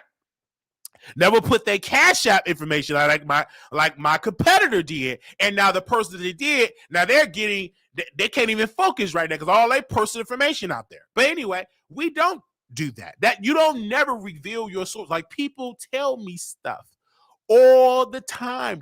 This phone always be on here ringing. I answer it because it's some tea being spilled. So of course I get up. Oh, what? That's going on? Wait a minute. So I'm like, wait a minute. It's some tea that's being spilled here, and I want to listen to the tea. So that's why I automatically get involved in it. And Tasha don't like it. Like Tasha is she don't like it. Her YouTube chat is still being garnished. And so once I get more information, I'm trying to see would that stop the garnishment. I highly doubt it does because this is not a chapter 7, so I'm not clear about a chapter 11. So once I get more information from lawyers, and I will bring it back to y'all, so y'all gonna get that tea. Y'all would have got that tea today, but I'm gonna wait till next week because it's the holiday. I'm gonna wait until Tuesday to do more. I'm not gonna give y'all everything in this one video. We're gonna do a whole series of TashaK. We definitely gonna do it as well. And no other YouTube channel is willing to do it because I've learned something from Tasha, and I also learned people in media. And so that's why I'm so connected. That's why I'm doing City Hall, because I wanted to get my roots and get connected, boots on the ground, get people phone numbers, and then people will give you information, So that's why I'm doing that as well. She want you to pay her and change your 20s or money on it. So that's how that goes. So that's how that goes when it comes to this YouTube space. Like people definitely gets involved into YouTube. And with the thing about Tasha, remember back in the day, she used to get Cash Apps, she used to get Super Chats, she used to get a lot of money. But now, it don't really happen. Like now she got to go on the app, and she have no choice but to go give y'all a preview on YouTube because most of her audience on YouTube. Her app is not bringing in the money like that. So because if it was, she won't need to go to YouTube. She have to go to YouTube because most of y'all don't go on the app. I can tell y'all to go on the app because y'all didn't even send the information to Bishop Whitehead. He didn't even know that existed. He's like, what? She said that? He didn't even know. Because most people are not on her app. They're on the YouTube. They're not on the app. And see, I have the connection with the app as well as what she posts on YouTube. Just like right now, I have connection with the app.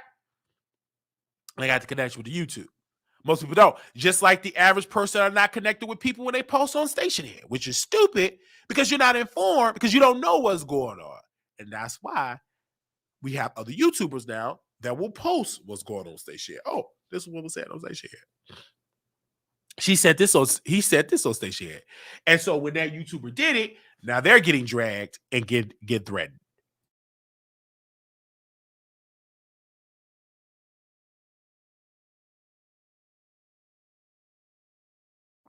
Yeah. Okay.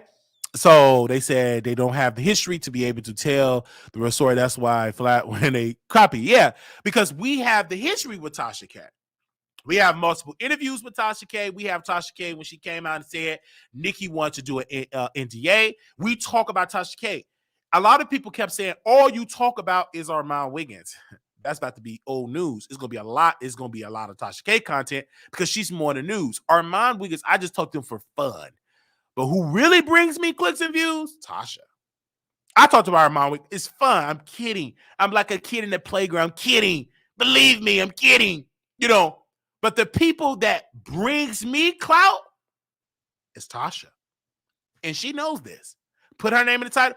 It's so much history. And she got a lot more stuff. So I wanted her to file bankruptcy. I want, Cardi B lawyers to challenge it and continue to do their dirty work because it's more content. The viewers, y'all are entertained by this. I want this. I want her to give those employees those pink slips because they're going to start to talk. They're going to start spilling tea, leaking recordings. Chelsea got a plenty of recordings of Tasha. One thing I can say about Chelsea, she does have, whenever she's ready to birth her YouTube career, they said she have multiple recordings, private recording, intimate recordings of TashaK crying, of TashaK arguing with her husband. Chelsea got all that evidence. And she said, whenever they fall out, when she's going to birth her YouTube career, she's going to use every single one of those recordings, and it's going to make her a household name in this sector. So whatever she does, it's going to happen. So she definitely had that as well. So she got a lot. So she ain't just going to be spilling the beans without no receipts. She know the game, and she have her own. So receipts that go all the way back to 2019, 2020, 2018 to 2019. She got receipts on top of receipts of TashaK. Private recordings of her speaking about different things.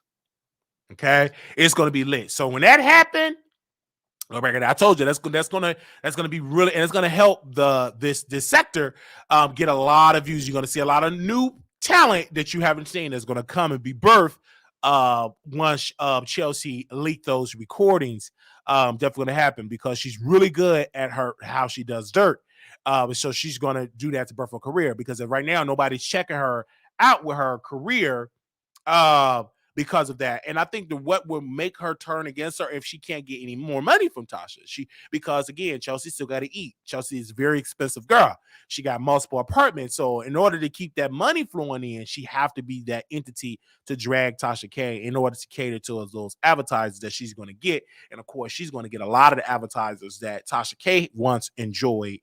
Chelsea will be hers because she got the email list. She got all of that email list when it comes to that. And a lot of people keep saying, is Chelsea your source? No, Chelsea is not my source. We have multiple people in there. We have multiple sources. It ain't just one person, because a lot of people, y'all only know about 2 employees in TashaK Cap, Chelsea and Jasmine. But TashaK have about a minimum of 10 to 11 people, probably 12, right? Because you just got somebody else. So it's not just 2 people. TashaK got about 10 people or more that works with her company, right? She is multiple people that sends me information about TashaK. So we all through that. It ain't just no one person, and it ain't no Chelsea, right? But I will tell you this: it's I want to say this because I want y'all to hear me. It's a sinking ship. You know, when you're on a ship, you can see the water coming in. It's a sinking ship. So that is how it feels. The morale is just down. You can tell because Jenny had told me that I could tell in the content the morale is down. TashaK morale is down. She's not the same person like she was. The content is not doing what it once was doing. It's just not. When she go live, she's under so much stress. She's using the restroom a lot on camera. It ain't the same way it was. Her Friday night specials have not been lit lately. Like tonight probably was lit because she's in drama, but that's every blue moon. But back in the day, most of her fuckery Fridays, it would be so lit, ladies and gentlemen, that I would end my show to go watch Fuckery Friday. Do you know if I ain't got nothing to watch, I go to watch Fucking Friday? But this is what I do when I go watch it. It's sad to say this about Tasha. I will fast forward. I will see what she said, fast forward, and then get to that one main topic that she talk about. That's it. Because most of the crap that she talk about in Fuckery Friday, give me y'all an example how I watch her. Give me let me go to her page. I go to her page, right? I click on the video. And I go by the thumbnail. She got Bishop Whitehead. She got Latasha Scott. She got Derek. So what I do, I fast forward, fast forward, fast forward, fast forward, fast forward, fast forward, fast forward, fast forward, fast forward, fast forward, fast forward, fast forward, fast forward, fast forward, fast forward. And then the last piece that I do, I just watch her I just watch the juicy stuff. And then I bring it back to I put the Wiley sauce on it. That's it. I used to watch every single subject. Not anymore, because most of the crap is bull crap, because she ain't gonna do them to give you regular commentary. She ain't gonna give you that TashaK drag. Because she did, my phone will blow up. My phone haven't blown up about TashaK in a long time. I'm talking about her content. Stuff is blown up about her personal life, right? But not about her content. Back in the day when Tasha, my phone, bing, bing, bing, bing. Not anymore. And baby, them Fridays be just as dry as it happened, because nobody's really checking for her like they used to. I showed y'all the clicks and views. Her views have dropped. She's not in people's titles as they used to. We're probably one of the last ones that talk about her so much now. But everybody else, they don't talk about TashaK like they used to. TashaK used to go in the title multiple times.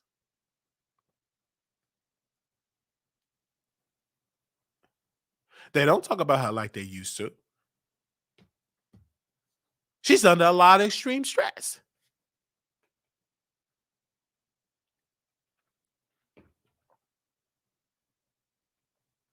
And so people was like, oh, Wiley, I feel so bad for TashaK and her children. I don't. Because she had multiple opportunities. Tasha, this was all fun. When the judge tell your lawyer that you need to go back to the first year in law school, that was a sign, okay, let me settle. Tasha admitted in the video on TashaK on her app that you can't hardly unsubscribe to. I should have did what Star Marie did, because Star Marie just got a default judgment and had to pay $100 and some $1,000, and we can't find her. You should have did a default judgment and paid $100 some thousand. It would have been okay. It would have been less than $4 million. But because you decided to go with an inexperienced attorney and you are a controversial blogger, instead of you listening to, and then the source did, Olga told her to settle. So I got to say this, what this source told me. And we're not giving this enough credit. This person told me, Olga told her to settle. Multiple times told her to settle the lawsuit. Settle. Tasha told her, no, do not settle. But she told her, you need to settle. But a lawyer can't override the client. The lawyers went over the client. But she should have settled. And that's where a lot of people don't give Olga her credit. Because Olga did tell Tasha, you need to settle. Tasha override it and said, nope, we're gonna ride it till the wheels fall off. Now the wheels is off. Was it a dumb move? Absolutely, it was dumb. Because she wouldn't have to file bankruptcy. Her checks wouldn't have gotten garnished. She wouldn't have to put stuff in her mom's name. Her son would not be over there trained to be an African soldier. None of this stuff would have been going on.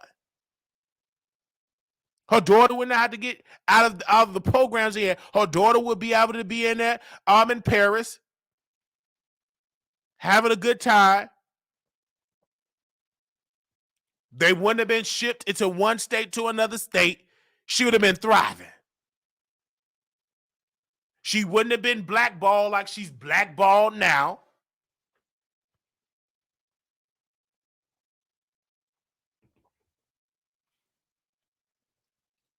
And now you got to go through that. And now you want sympathy, but people ain't giving her the sympathy. The majority of the people said, take it all. You had Roland Martin told in the chat, in the comments, take it all. That's what he told her. So you got a couple of people saying, oh, they feel sorry, but she need allies and YouTubers to echo that, and they ain't echoing it at all, because all of them, they're in their own beefs. They can't even focus on TashaK.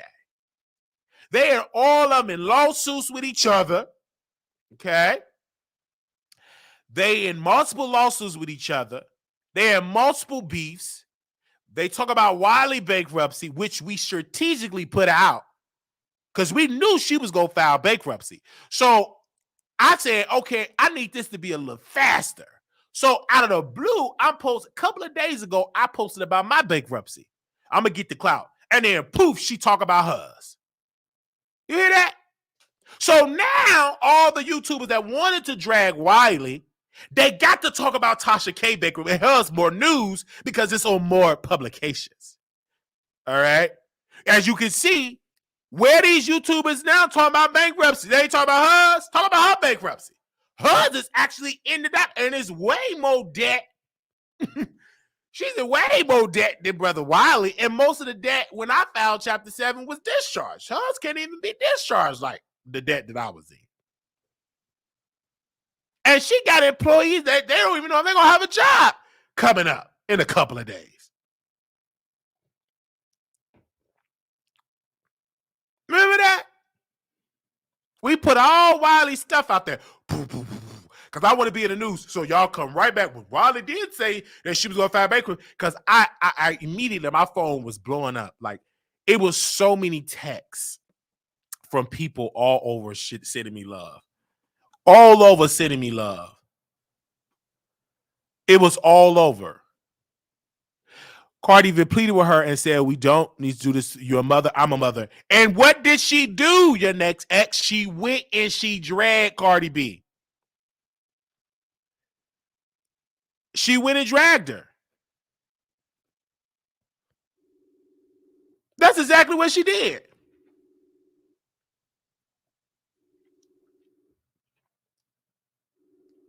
She went and dragged her.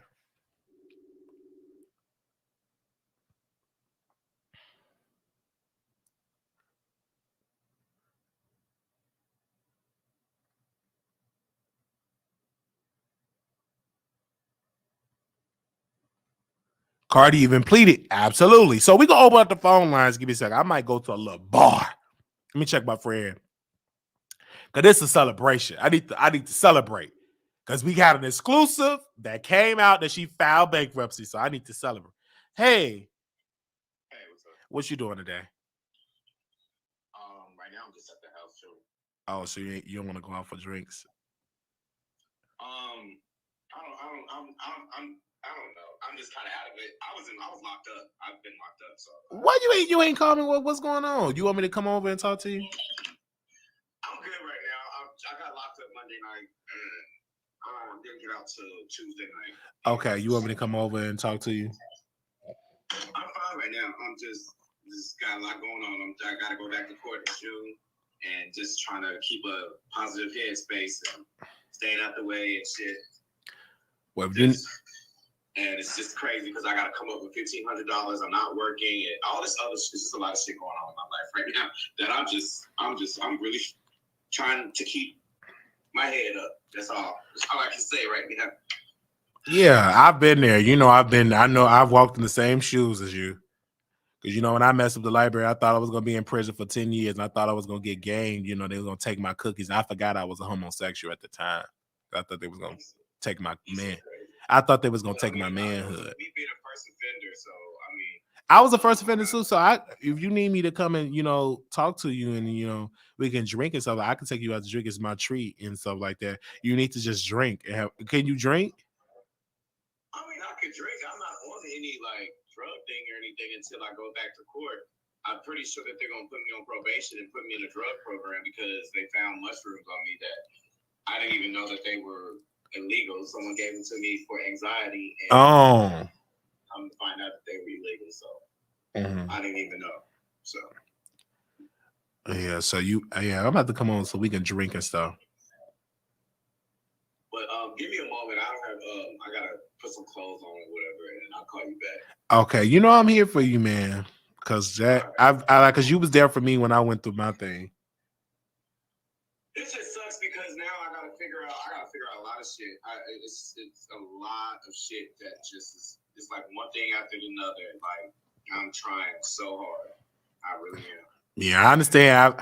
I've been there, and there's one thing I know: you only live once, and it's your first offense. You're not gonna go to prison. They're gonna get you on deferment, and so you ain't gonna go to prison, bro.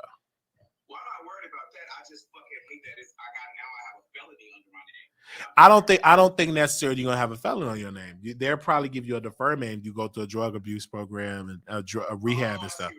So no, that this is your first offense. Mm-mm, mm-mm. One of my friends said that they might dismiss it. Yeah, like cause that's what I thought. Oh, go ahead, but it's your first offense. They're gonna give you like a diversion program and stuff like that. Tell them like you have a drug, you need to go to rehab and blah blah blah. You good. You'll be good. Rehab, man, I ain't got no drug problem. You better tell them, hey, I need to go to rehab and all that, and proving out that this is your first offense. Yeah. Mm-hmm. You good, yeah. And then you know when you get your, cause I had a lawyer and he do a payment plan, but you can do it with a public defender and stuff. They pretty good. I can get a public defender, but the thing about it is, do public defenders really be on the person's side? But you have to stay on top of your public defender too. Yeah. Like, and then because it's literally like your first offense. Like you didn't have no weapons on you. It's just drugs. It wasn't a violent charge. It was only a drug. Yeah, so it's you just do your little diversion program and stuff like that. So you guys and stuff like, because I haven't seen you. I just touched down in Texas, so I just wanted to see you and stuff. Oh, you just got back in town? Yeah, I just got back a couple hours ago. I went to sleep because I had to do what I had to do. I was on a no touch myself for 90 days. I couldn't even do that. So today my hormones was like through the roof. So I went on my OnlyFans and I saw some videos. And so when I went to sleep, and then now I'm up. And I thought about you. I said, oh, let's go out for some drinks. I'm ready to get effed up. I thought you don't drink. Well, every once in a while, I got on my Hennessy is everything shirt. So now I just want to, I drink I drink a little every once in a while. And it's Friday. It's Friday. It's Memorial Day weekend. So, a little turned up. And I got you. I'm here for you. I love you. Yeah. Okay, let me get myself together. I've been in my house just kind of just watching TV and just in and out of thoughts and stuff. So let me just you need to get out the house, because that's how I used to be. I used to be in my thoughts and I'm going to jail forever, and it didn't even happen like that. So I'm here for you.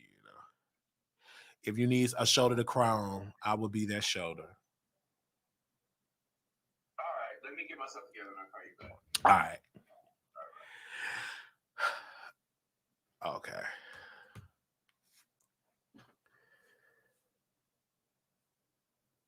Okay.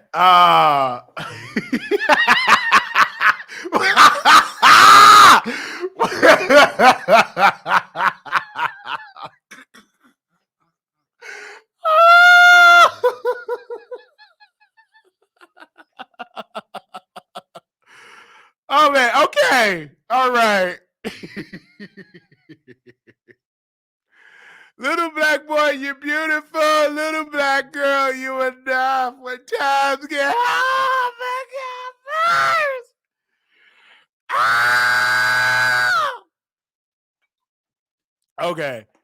All right. Do y'all want me to go live? I mean, do y'all want me to open up the phone lines? Man, I wasn't planning on that, child.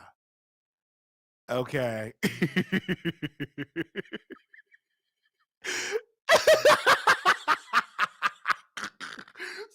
said the blood of Jesus. Oh wait, let me sing happy birthday to somebody. Somebody gave me. I'm sorry, Christina Moore. Happy birthday to you.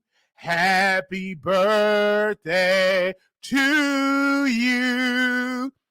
Happy birthday, Christina Moore. Happy birthday to you. May the good Lord bless you. Come on, y'all. May the good Lord bless you. May the good Lord bless you, Casino more. May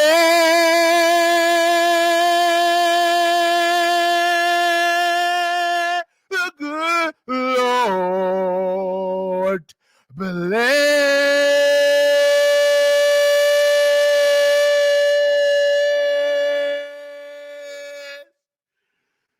you.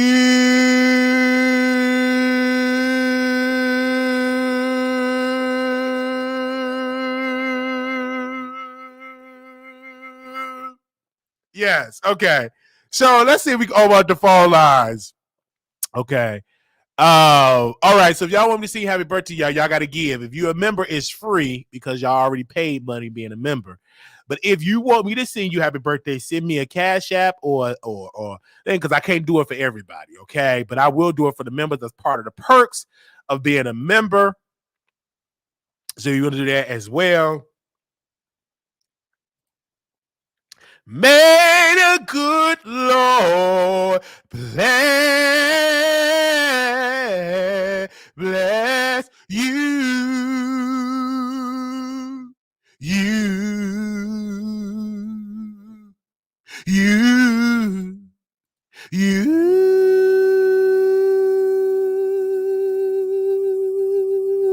All right, let's open up the phone line.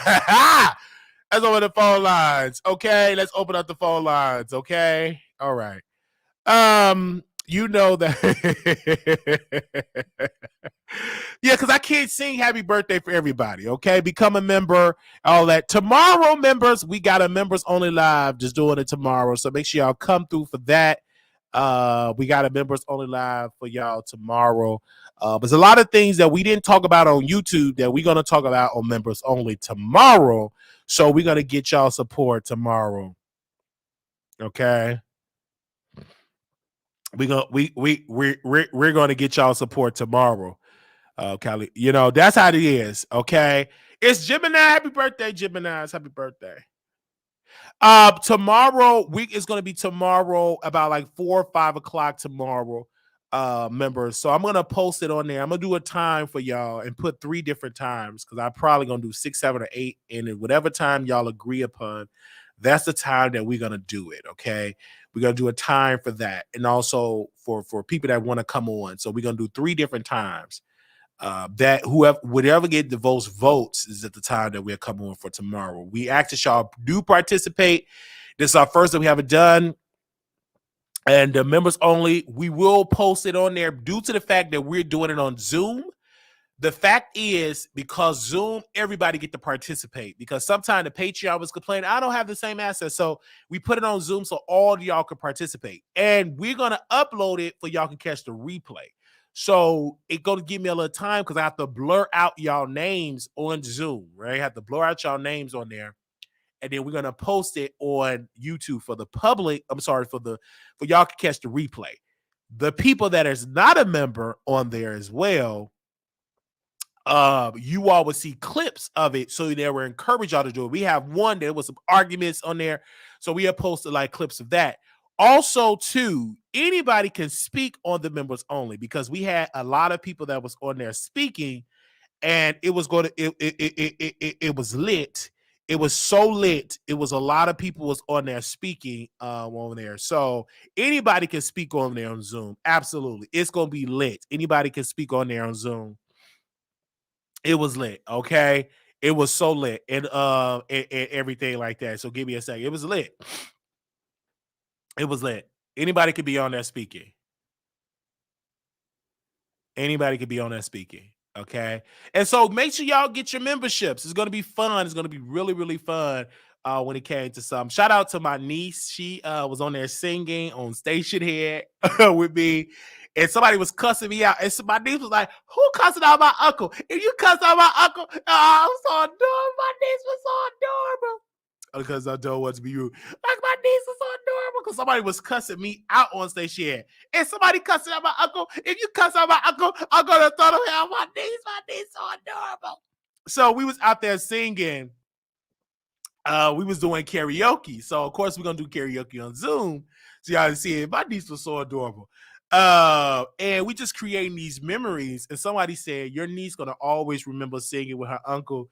And my nieces, they're gonna because the reason I love my family, I love my nieces, and I love my nephews. I love all my nieces and nephews. But when my sister kids, is that because I see them every day when I'm there. I don't see my brother's kids, so I got to get to know them as well and see them. And so that's what I'm trying to bring them as well.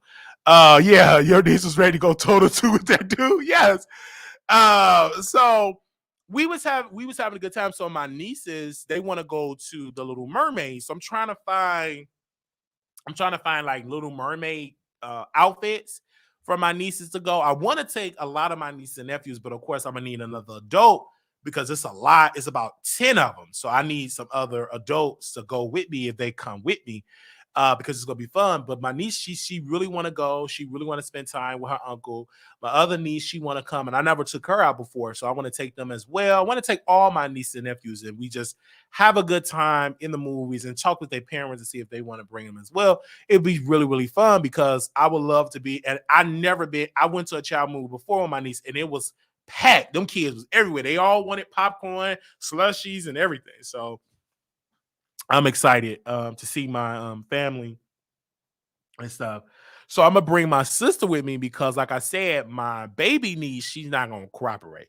She's gonna be in that crash. So if my sister come, it'll be fine, and everything like that. And then if my friend, and then if her daughter come, she bring her friends. I do want other adults in it because it's gonna be a lot of children there because this movie is very popular. And so I want to definitely make sure we got a lot of adult supervision. And if the kids are gonna eat popcorn, slushy, they gotta go to the restroom, and I ain't got time to be trying to go take them to so I need my sister there with me. So it's a lot with that. And so it's gonna be super, super fun. I'm building these memories with my niece and them because again, my niece, she's very smart. She does really good in school. She want to do gymnastics as well. So I'm trying to get my money together and put her in gymnastics because she always do a backflip. She said, "Uncle, I really want to do gymnastics, and I really want to be there for my sister to help her with my nieces because they need a father figure. They need some positive energy with male energy, like being somebody that's positive, and so in their life. And so that's why I try to go there and work and do my show, so they know what I do. They know I do YouTube. They are big fans of YouTubers, and I love the YouTubers that they watch because they're so active and they're young. Like my niece um uh keep me active on TikTok. Yeah, so I'm taking them to go see Little Mermaid because my niece, she kept saying she want to go to see the Little Mermaid, and then I want to take them to a nice restaurant and everything. So I may do the Uber Black, I don't know. But if my sister would get in her car, but I love my nieces, my sister, so I'm spoiling them, but it's okay. I'm going to take them to go see the Little Mermaid. They sporting them. I could have been my nephew. You would have Cresta back out only 6, but you would think he was so I love my niece and I really want to, have a good time with my family. And she think I got them spoiled, but I really do. I probably do got them spoiled because they get anything that they want. If they want candy, ice cream, I love my nieces and stuff like that. I try to be a little strict, but they're my nieces, so I try to be a little strict and it don't be working. I be like, you ain't getting there, and then about 5 minutes they get everything that they asked for in the beginning. Okay, so I'm gonna be there with my nieces and have them go and take them to a nice restaurant. I really want them to experience.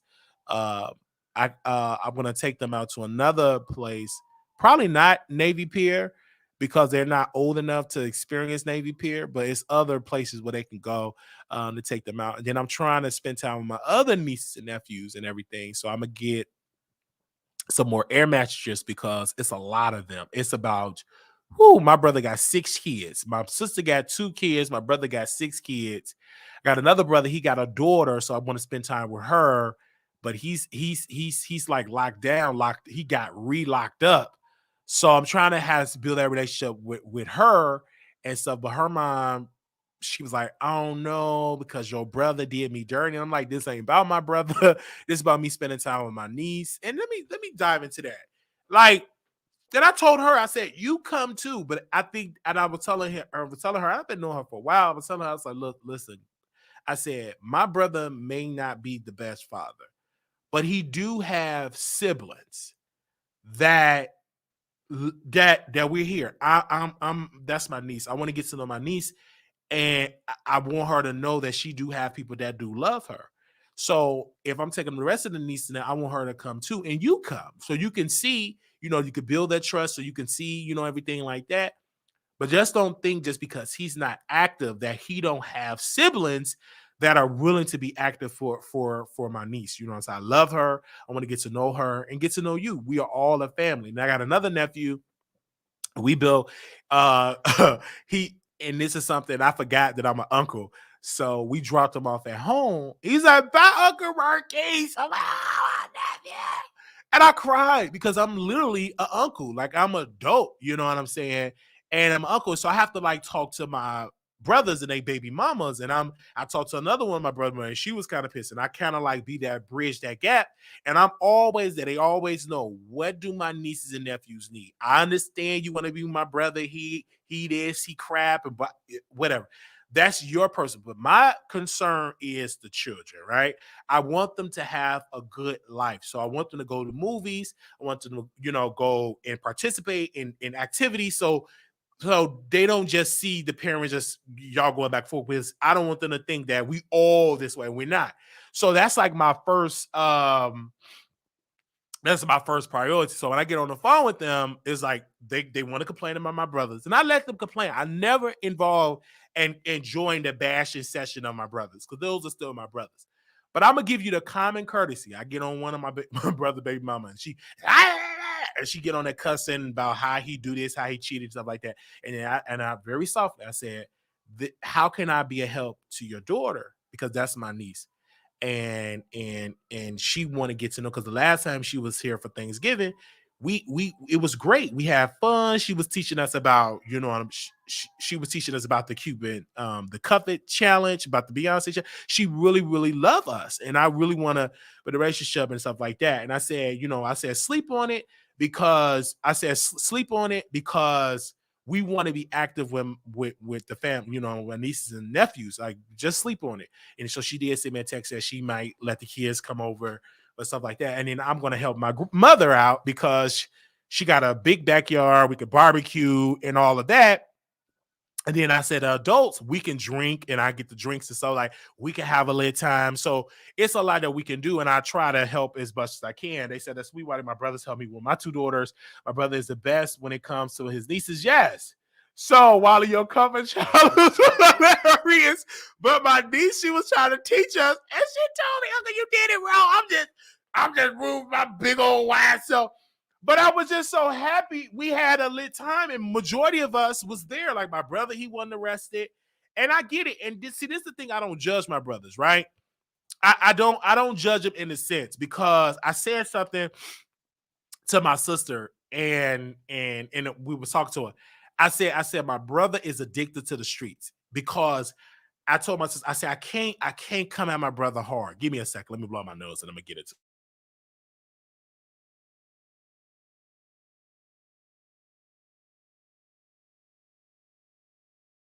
All right, I can't come at my brother hard. You know what I'm saying? I could be like, oh, you shouldn't do the streets. Get out your life together. That ain't gonna work with him. So he have to experience this, right? I give him advice. So me and my brother, we were talking before I came to Chicago. I said, brother, I said, I have an apartment, and we can go in business together, and I can get the proposals together. We can go and cut grass. We can get our lawn service together, right? He said, brother, that's a good idea.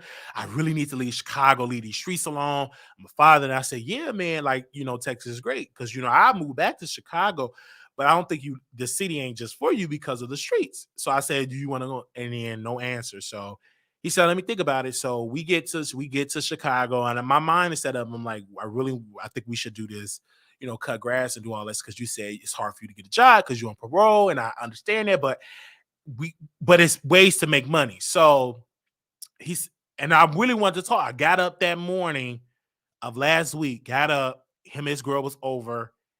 They left. I said, but where my brother at? They was like, he gone. And then I got a phone call later that night, and they said your brother was arrested.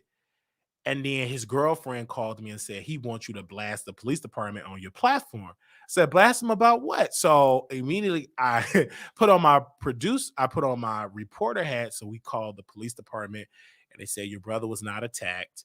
And so we filed a citizen complaint on his behalf, because if he claimed that this has happened, I'd rather file it, let y'all investigate, than don't file it. Y'all don't care. And I kept telling the people that, I said, he have people that really care about him. So then we get my brother on the phone, and he was talking about what happened. He said a gun was found in the car, and I said, this is not good. I'm just listening to him as well. So I'm just listening. Then we tried to bail him out. Then he let one of his girlfriends be over his money. She just went on a spending spree. I'm like, what's going on?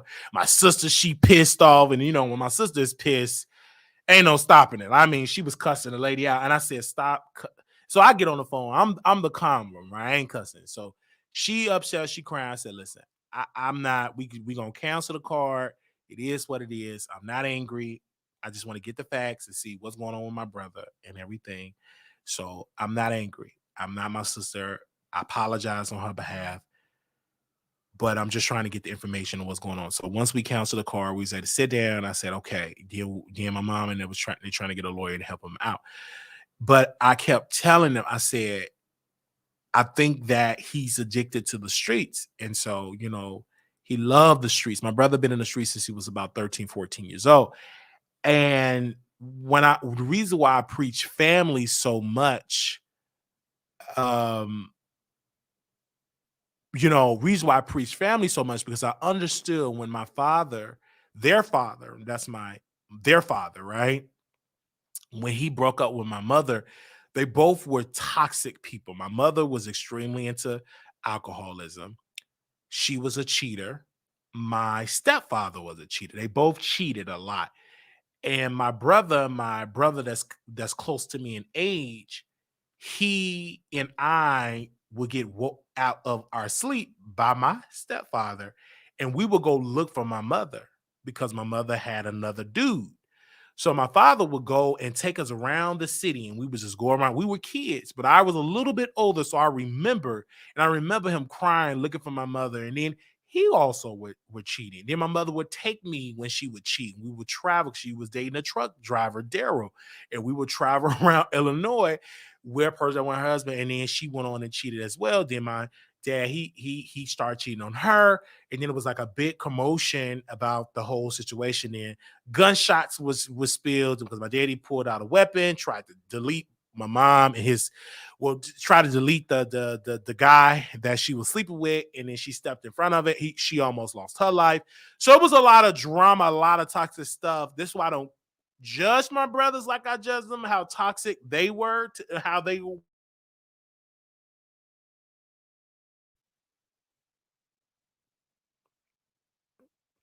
Give me a second. I don't give me a second.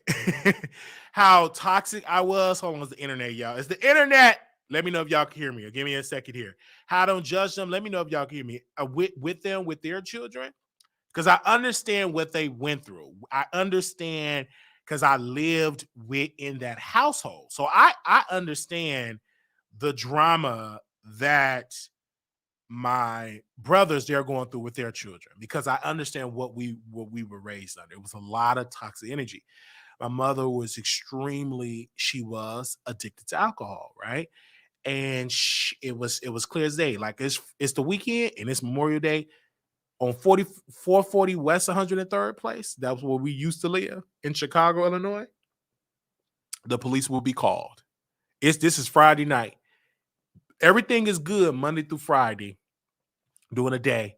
But soon as the weekend, my mother would drink heavily. She was a functioning alcoholic. Well, she drink, but she really got drunk on the weekends, right? And so the police would be called. Fights, drama. It would be a lot of drama. The police would be called, and it was a lot. And I didn't never understand why my mother was drinking. You know, at that time I didn't know. I just knew that mama would drink it, and she would take out a lot of her frustration on her children. She wasn't physically abusive, but she was verbally abusive. The things that she would say about me, about my other siblings, about she never wanted her sons to be in the LGBT community. A lot of words that she would spread. A lot of things she said about her then husband, about and then her friend. She had a relationship with him, a affair with him, and she's with him to this day. So it was a lot of drama when we were raised with my brothers and sisters, right? Then the mental illness piece came up with my brother. It hit him first. It hit him hard because he was in and out of the mental institution. He would cry. He didn't know what was going on. It hit him hard. And that was soon when my father, their father, right? That's my stepfather. He's my father. Soon he left.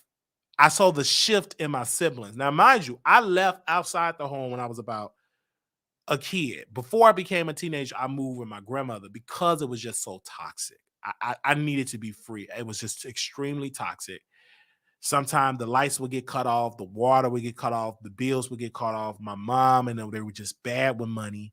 My father, her husband, would just spend money on things that didn't make any sense. He would expand the house, get things added onto the house, and before he paid the bills get cut off. And it was just a lot that was going on. My mother had multiple incomes because I was getting a social security check, she was working, and her husband was working. So it was 3 checks coming into the house, and it just, you couldn't tell because things were getting cut off left and right. And so I said, I want to move. So I decided to move with my grandmother. And one of my grandmother's rules were church. You got to go to church. And I was never a church person because my mother only had us going to church when it was Easter, Christmas, and Easter. Right, those were the main time we would go to church for special holidays, and mainly Christmas and Easter. But we never kids that went to church every Sunday. But my mother, when she was a teenager, when she was a kid, she was in church. Her father was a preacher. She was a pre-K. Her father was a preacher. My grandfather was a preacher. She was a pre-K, and her mother was in the church. They was active in the church. It was my grandfather, and I recently found this out, that brought my grandmother to church. That brought him to church. The church that my grandmother still attends today, it was because of my grandfather told her about True Church of Holiness, and that one made her move to True Church, become a member at True Church. I didn't know this until my mother recently gave me the history. So then once we got into church, and then my mother and stuff like that, it's just the drama, the drama about her. And I just I just eliminated my relationship with my mother, meaning I turned it off. I didn't call her, I didn't email her, I didn't text her, I didn't have a cell phone there, but it was no communication. When she would go to the hospital, I didn't go. I didn't care. To me, on that time, my mother was dead to me. There was no relation. I didn't agree with the drinking. It affected me so much. I hated my mother. I disdained my mother. I didn't even want my mother around because I could just tell when she's drunk. I could smell it on her. I was ashamed of her. Like when she would come and visit, I would pretend like I'm asleep, or I would do extra after school activities. I wouldn't even come home to see my mother. I just was so ashamed of her during that time. And so once my mother and them, once they had to move from 440 West 103rd Place, they moved to 6503 South Justine, right on the corner of 65th and Justine. And this is when I knew like my brothers is shifted. They're in the streets. I remember the day my brothers got into the gangs. I was offered to get into the game, but I turned them down. I said, no, I'm not with that. I'm good. I'm just gonna stay in school. I'm in church. I'm good. Like it was good. It was tempting because they were making money I never seen before. And they call it a trap house. It was a house that was on the block we call it the Blue House, and it was whatever you can want: drugs, weapons, money. I would never forget. I went in this house and I saw number just cash and just dope and drugs. I never seen it like that. I'm like, man, it was so tempting because like my friends that I grew up with, they didn't have nothing, and they were making good money, having nice cars, and it was very tempting. It was, but it was the reality set in because some of my people started to in their life started to go, and they started going to prison. So I said, this ain't for me, you know what I'm saying? And I had another friend. I'm not gonna say his name because people don't like me saying his name because what he did in the street. So I'm gonna just say I had a friend, and this particular friend, you wouldn't even know it. He would just be out. He was the assassin, if that makes sense. He would be taking people out. So, but we were real cool, you know what I'm saying? And we was real cool. And he would always, I got the itches, or I gotta take it wasn't no ops then. They weren't using the word ops. You gotta take people out. And he would just take people out. And then we would go, he would come to, we would eat, like nothing happened. He just didn't wiped out 3 people, right? But you know what I'm saying? It bothered him because he kept saying, man, I look up to you. I see you in church and I'm going to come to church. I said, man, you should come to church, man. Ever, because I was actively in church. Yeah, come to church. You know what I'm saying? And dang, man, I'm going to come. And it was a Sunday. It was like clockwork because my grandma would get up, she would cook for the church, and she would have stuff in boxes and pans, and I would have to bring that down into the car. So I saw my friend say, "Hey man, we got to link up, got to link up, bro." And I was like, "Yeah, we got to link up." So I'm putting this stuff in the car, minding my business, putting this stuff in the car. I hear, like what? And he just got right there. He just got deleted, like boom, and I heard the car. and I saw, and they come down the block, and they kind of stopped and looked at me, and I was like, and I just put my hands up. I'm like, and I had on my church clothes. He said, let's go, let's go. He stopped, and then they just moved on. They could have deleted me, but because they didn't, by the grace of God. And so my friend, I just remember he was just in the streets, like, and I just called. I told him, we call 911. And we call 911. So I go there, and he just got deleted right there. And his mom came, his uncle came. And that was like my first time seeing like a parent just crying for her baby. Oh, they took my baby. And the people in the street, who cares? Your baby was there. They was talking about it. Was so much resistance. And so the police had to come, because this person that they deleted is going to trigger a gang war. So police come, and so they question me. They questioned me, and I just denied it. I didn't want to get involved, because I didn't want to put, not only I want to stand up for my friend, absolutely, but it drilled in me, don't be no snitch, and I didn't want to put my grandmother at risk, because we right here in the hood. My grandma ain't gonna leave, you know what I'm saying? So I didn't say nothing. I didn't say a word. Did you see what was going on? Da da da da da da da. I said, no, sir. I didn't see anything. Mm-mm, mm-mm. I didn't see nothing. Nope. I didn't see none. I didn't see him get deleted. I didn't see the people that did it.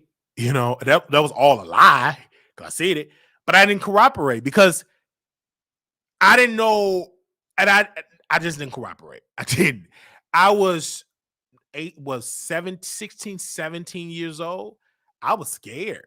You know what I'm saying? I didn't want to get involved. I did not want to get involved. I didn't want to go and corroborate with the cops. I didn't want to go. I felt for my friend. Um, but it was a scripture that came up, and I used to always quote it: "You live by the sword, you die by the sword." So I knew what he was doing, and I said, "Oh wow, this was that scripture. You live by violence, you're gonna get taken out by violence." So that's what happened. So I never wanted to get involved with that situation. So it was extremely sad. And then I saw everyone's, and I said, okay, you know what I'm saying, it's a sign. And people kept saying, you know what I'm saying, Wiley, you next, and all that type of stuff, and little words and little different stuff. It was so bad, like I couldn't hardly walk down the street. It was just bad. It was literally a bad time on the block. The block was hot. It was extremely intense. I used to have dreams about it, and I still think about my friend daily. He's still fresh in my mind. The conversation that we had. I mean, he was very smart. I mean, good looking. He had all the bad women. You know what I'm saying? He was a teenager, but he was a grown man. He was a father. He was out in them streets, and it matured him so much. Like even though he was 17 years old, it matured him. He matured a lot, I would say, because of the streets. We both went to the same Perkins Bad Elementary School. We was in school together, in class together, but it was the streets, and it was sad because his family was in the streets. He was just dealt a bad hand. I believe that if he was in a different neighborhood, a different zip code, I don't think his story would have ended the way it ended. But it was sad. And so that was one of the occasions happening. And my brothers, they was in a lifestyle. So then it was another situation because of that same incident. It was like a gang war. So it was a guy, and I was going to visit my mother. Because mind you, they lived on 6503 South Justine. So I'm going to visit my mother. And I see another associate, friend, neighbor. I know of him. We all in the same neighborhood. And they wanted him bad. It was already a target as bad. He knew his life was he was going to go because of the things that he did. So he was running. So finally they caught up with him. He came outside. It was quite good. It was in the morning for that. He was running. I mean, he was running up trying to get to a little hiding spot. He couldn't open up that back door.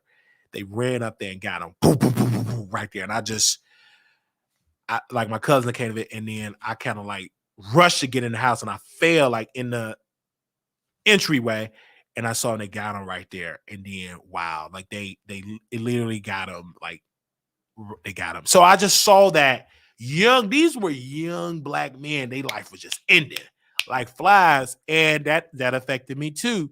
Again, the police come, they question us and blah, blah, blah. I didn't cooperate with that either. Because again, I just didn't want to get involved. Again, you got to understand the cards that I was dealt. It was instilled in us to do not snitch. It was instilled in us that was don't break the street code. It was instilled in us, and we just didn't trust the cops. We just didn't trust the popo, and I didn't want to get involved, and I did not want to testify because you got to understand, you got to test. I'm not testifying these people that know me and know my family. I'm not gonna do it. I'm just not gonna do it. And my family didn't have the money to ship me nowhere. What are they gonna ship me? So I said I didn't want to put my people at risk, or I didn't cooperate for that either. So it was a lot of things that in the neighborhood didn't cooperate either. But I knew it what happened, and I saw the shift of the block. And I could just take y'all on 65th and just say and show y'all and pinpoint when people lost their lives. And then I saw the shift in the block when I got into my 20s. All the blue house, they got they parents, their grandmothers lost the property. And it was time for them to leave it because they would break down the door. They would get arrested. Like they just knew to come in that house. It got so many times got raided, and then eventually they lost. So crime went down. Then there was another block called, another building, and I'm not gonna say these people's name. Gotta be careful saying people's names. Their grandmother, she died. So then they sold the property. Then crime went down. All the people they left because when grandma died, they got all them young men. So crime went down. So I just woke up one day and all of the crime that was going on the block just eliminated. It was gone. And the reason why the crime stopped on that block, the shootings, because everybody that did it either was dead or in prison, or their parents or grandma and them lost the property. Or when grandma died, they lose the property in taxes. So I just saw, it was a story. I just saw the whole shift of that block. They used to be all the way black to now some Latinos have moved on the block. And so I just saw it. I just really, really saw the shift and the change that happened, on that block. And for my brothers, they was dealt a bad hand. Like they didn't have a father to protect them. Their father left. He was dating a woman. I can point out the building where she lived at. She just took him, and he started being in love with her. She had about a lot of kids or whatever, and she would have threesomes with her daughter. So this is a true story. She had threesomes with her daughter. She didn't look at her kids as her kids. They were her friends. You know what I'm saying? She had threesomes with her daughter. I would say that the multiple attacker. This is like a true story because we went and we saw her in action, her daughter and the mama in action and stuff like that. So it's a lot of things. Her daughter became I don't know how old she. I think she was about 19, and she had threesomes with her daughter, and people on the block, they smashed the door in the mama. So all that stuff was going on. And so I seen some gentrification in the neighborhood. Absolutely. I'm seeing them with very eyes. And so my grandmother, my mother, she found out that my father, her husband, was cheating on her, right, with the neighbor down the street. And she was crying. I was hurt. I was hurt for my mother. But once I got older, I really didn't understand her crying because I'm like, you cheated too. You sleeping with his friends. I didn't understand the tears as I got older, but I still have to console my mother. It was just bad around. And then my brother in and out of the hospital, in and out of juvie. My other brother in and out of juvie. Then my younger brother, he was doing good at first. Then it hit him. He in and out of juvie, and then it upgraded. And this one I knew when I moved to Texas, it got worse because the carjacking was extreme. Because at first, carjacking wasn't like that back in the day. People wasn't really carjacking like that. If they did, it wasn't publicized like that. And then one particular day, my brother started carjacking people, and he got caught. He stole a white man's, carjacked a man, and it was all it got. It was recorded somehow. I think somebody recorded on the phone. Something, he had a camera. Something happened. They caught my brother, and my brother's in prison. He got about 2 or 3 more years in prison on his bid, but he's in prison. And these people, or my brother, all of them have children. You know what I'm saying? I only have one sibling. Me and her is the only one that don't have kids, but the rest of my brothers and my sisters, they all have children. And my fear is that they all been dealt a bad hand. You know what I'm saying? They all been dealt a bad hand. Look at my nieces and nephews, and I try to work overtime, and it keeps me up at night. I said, look at the future that my brothers have brought children in, and they're not leading a good example. Because one of my nephews came, he's going through a lot. He was telling me he's going through a lot, and it was so sad. And I started to get a front row seat to the damage that is being done. And, you know, because when you get on the phone with these people, they all lie. Oh, bro, I'm doing good.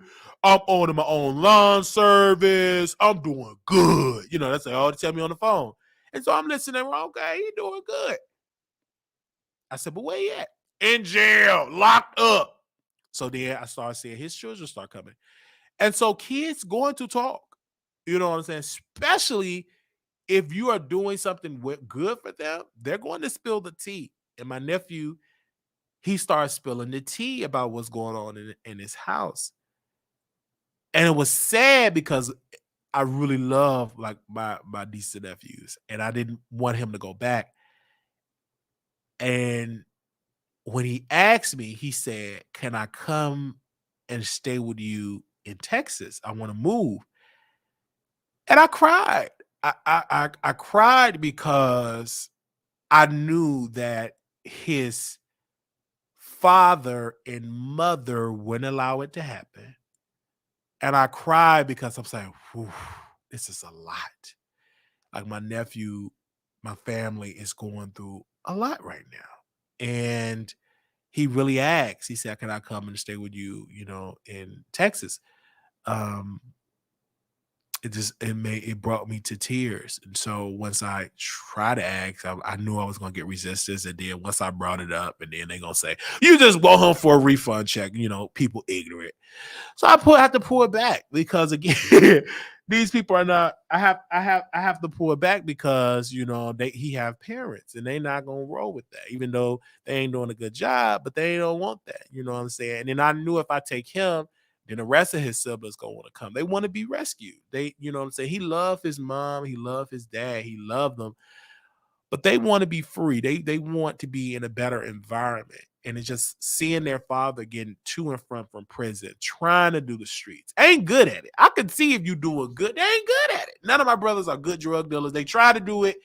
They think they good. They ain't good. They always get caught. And I told one of my brothers, is I have my ear to the streets. I'm not stupid. I said, bruh, you need to leave the lifestyle because you have so many ops or informants in your crew. You don't know what you're talking about. I said, okay. About 2 weeks, this is when I was deep in Chicago, and about a year before I left, he got arrested. And the people in his crew turned against him. And he said, bro, you were so right. I said, of course I'm right.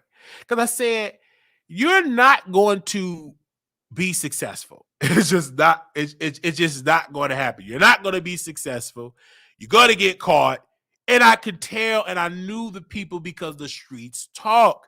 And my ear is to the streets. I never got away from them. People tell me things, and I keep trying to tell my brother, I said, you think I don't know these people? I do. I choose not to deal with them, but I got my ear to the streets. You're not that smart. You think you're that smart, but you're not. You always get caught. And to this day, they all caught. I have three brothers in prison right now. 3 of them. I had one brother went to jail. My oldest brother, he's not my biological brother. He's my oldest brother. He got one stint in jail and he turned his life around, right? My other brothers, no. They still deep in the lifestyle. And going to prison is not like it. It's like a vacation. Like going to prison now is like a vacation. You with your friends, you get to go online, you go Facebook, you can be on Twitch, you could be on Snapchat. It's like a vacation. You come back and be a better criminal. Or you think you're a better criminal, you come back and do more crime. It's like, it's just so sad. Like my brother, it's just really, it's just all the way sad. You know what I'm saying? At the end of the day, and I feel bad for their children because it's not fair for them. I did everything I can do. And I tell they baby mamas, y'all, I tell them all, they stop talking to me. Because I'm going to tell you the same. So I'm like a broken record. I say, y'all need to think about your children. You need to, go to school, be there for your children, because you cannot depend on a man to help you. Because if he was going to do it, he'd have been did it. So you have to think about your babies. And then poof, here we go. I talked to one of my brother baby. This was, she had 2 babies. Now she got 6. She had 2. And I told her, I said, you need to stop. I said, I don't think that my brother, I didn't say think. I said, I know my brother's not going to marry you. Why would he do it? You giving him everything. He's not husband material. Maybe one day, but today he ain't. So you need to worry about your children. Oh, well, you so right. You so right. They don't call me Wiley. Marquise, you so right. Now you got 6 children. 6. Barely can make ends meet. Now you need the family. Now we got to help you. We got to go in our pocket. And it's sad because, and I tell my brother when I get him on the phone, I always say, you got a family. What do I mean when I keep saying you got a family? You got 6 kids. 6. You have the same amount of children that your mother and father had. 6 children. And you still, and those that we know of, right? Because tea about that. But you have 6, a minimum of 6. And you still want to do street activity. You still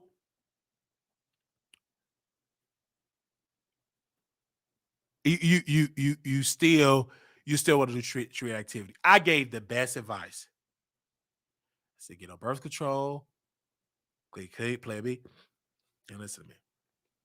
But now you need us. And my thing is this: it is sad, and that's when the pressure is on my mother, because you go to my mama. When I get on the phone, my mama phone ring like she a phone company. Ring. Everybody call her for prison. Call my other friend 3-way. And my mother is so tired. She's so extremely stressed.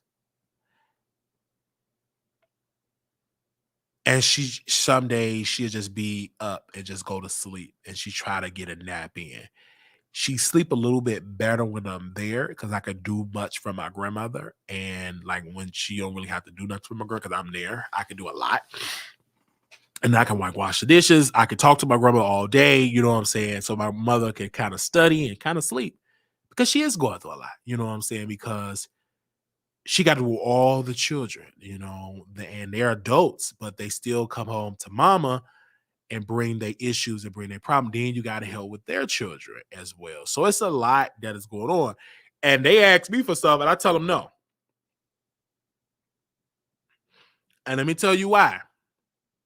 My brother's, hey, could you put some money on my book? Nope. I'm going to give that money to help your son. I'm not giving you $1.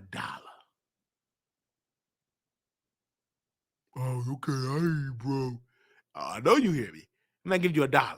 Why would I keep giving you money on your books? You ain't in school. You not cooperating going to school, getting your diploma. You ain't getting nothing. So why would I keep putting money on your books? And you got kids that need the resources, that they have a chance, because you just lost. You picking the streets. So I have to kind of be there for your children, right? I'm not gonna give you nothing, because you got 3 meals in the car. You don't need nothing. Okay. So but for his children, they need to see a good example. So all of them, like my brother, my mother said, you can stay, leave the streets alone. He have to go to the city.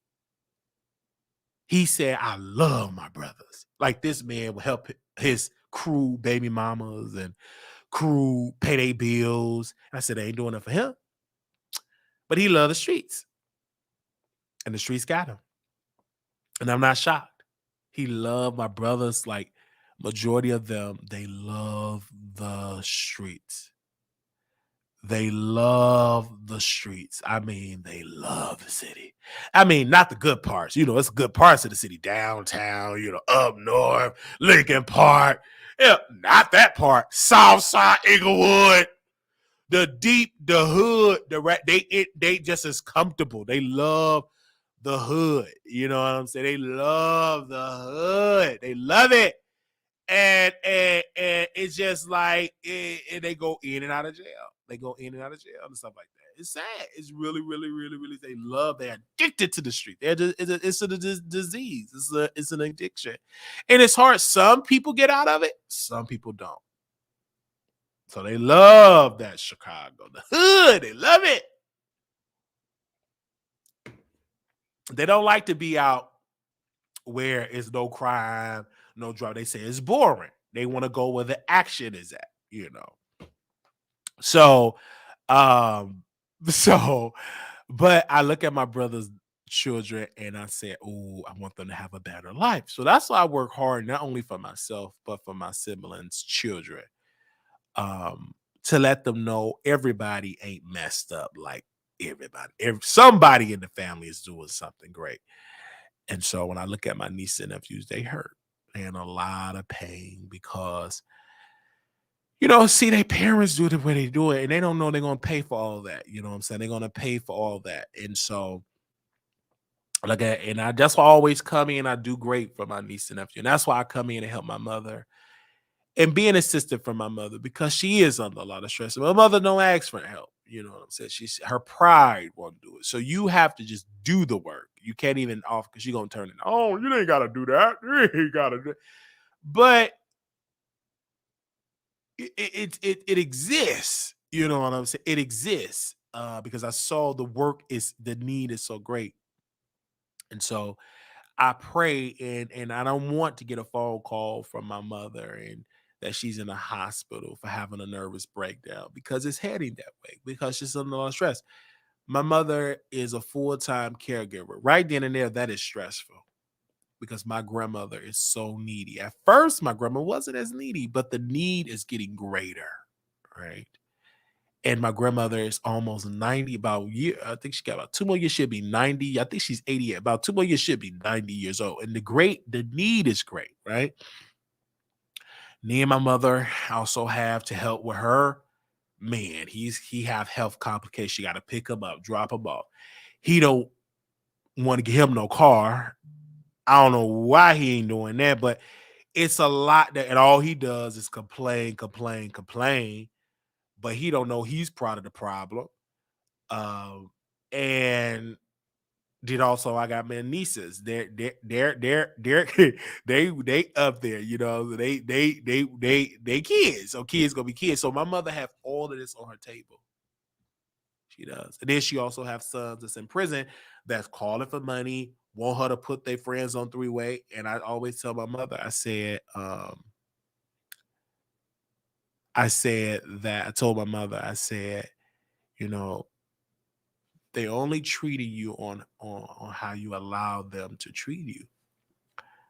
I said, if you don't stop, your health gonna stop. And you may not want to hear that, but the path that you're on is not good. You're gonna have to stop. You're gonna have to say, okay, it's too much. I'm gonna have to stop. And it's affecting you, and I see the effects of it, but you're gonna have to stop. Because if you're in the hospital, Lord forbid, everything you're doing, they're gonna have to fend for themselves. Like you're not their God, so don't try to be God. Give it to God. You're trying to replace God by doing stuff, and you're a human being. You can't do it. Only God can handle that burden. You can't. You trying to play God and it's affecting your health. Mentally, it's affecting you. You can't be God. Or there's only one God. You can't be trying to do everything. And I said, it's affecting you and it's affecting your health. And you're tired. And because it's too many people, everybody should take shifts. Okay, I'm gonna do dishes today, or I'm gonna clean today. I'm gonna take out the garbage today. I help my mother because it's my mother needs the help. But also, my mother also needs to get to hear this truth and say, hey, mama, you got to lay off of this situation. You're getting older. It was okay to drink when you were young, you know what I'm saying? But when you get 50 something, you got to cut that off because that drinking affects your body. And that's why her man got problems with his kidneys and all that type of stuff.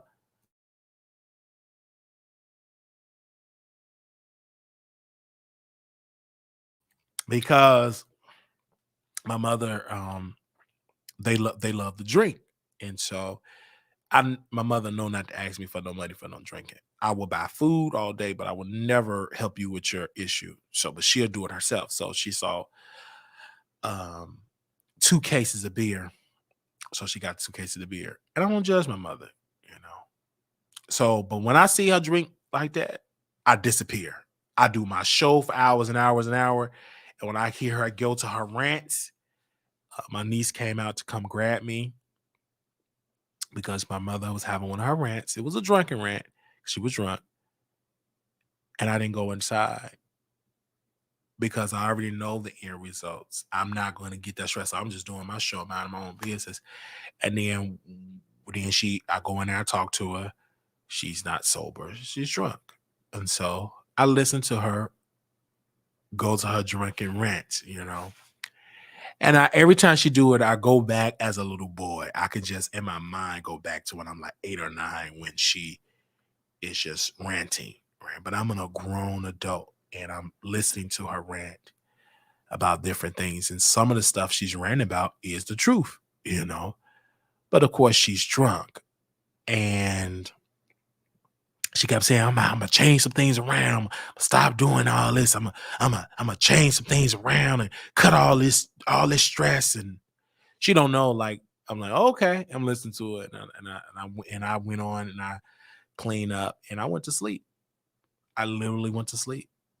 And I got up and my mother got up like ain't nothing happened last night. Because she's so conditioned that she have an addiction. She don't even know that either she know or she don't want to know, but it is an addiction. And the only reason why she's not as wild as she used because she's older, but it's affecting her and she's drinking a lot. And her man, he drinks a lot and it's affecting his health. And he said, I got to cut back on the liquor. It's affecting my health.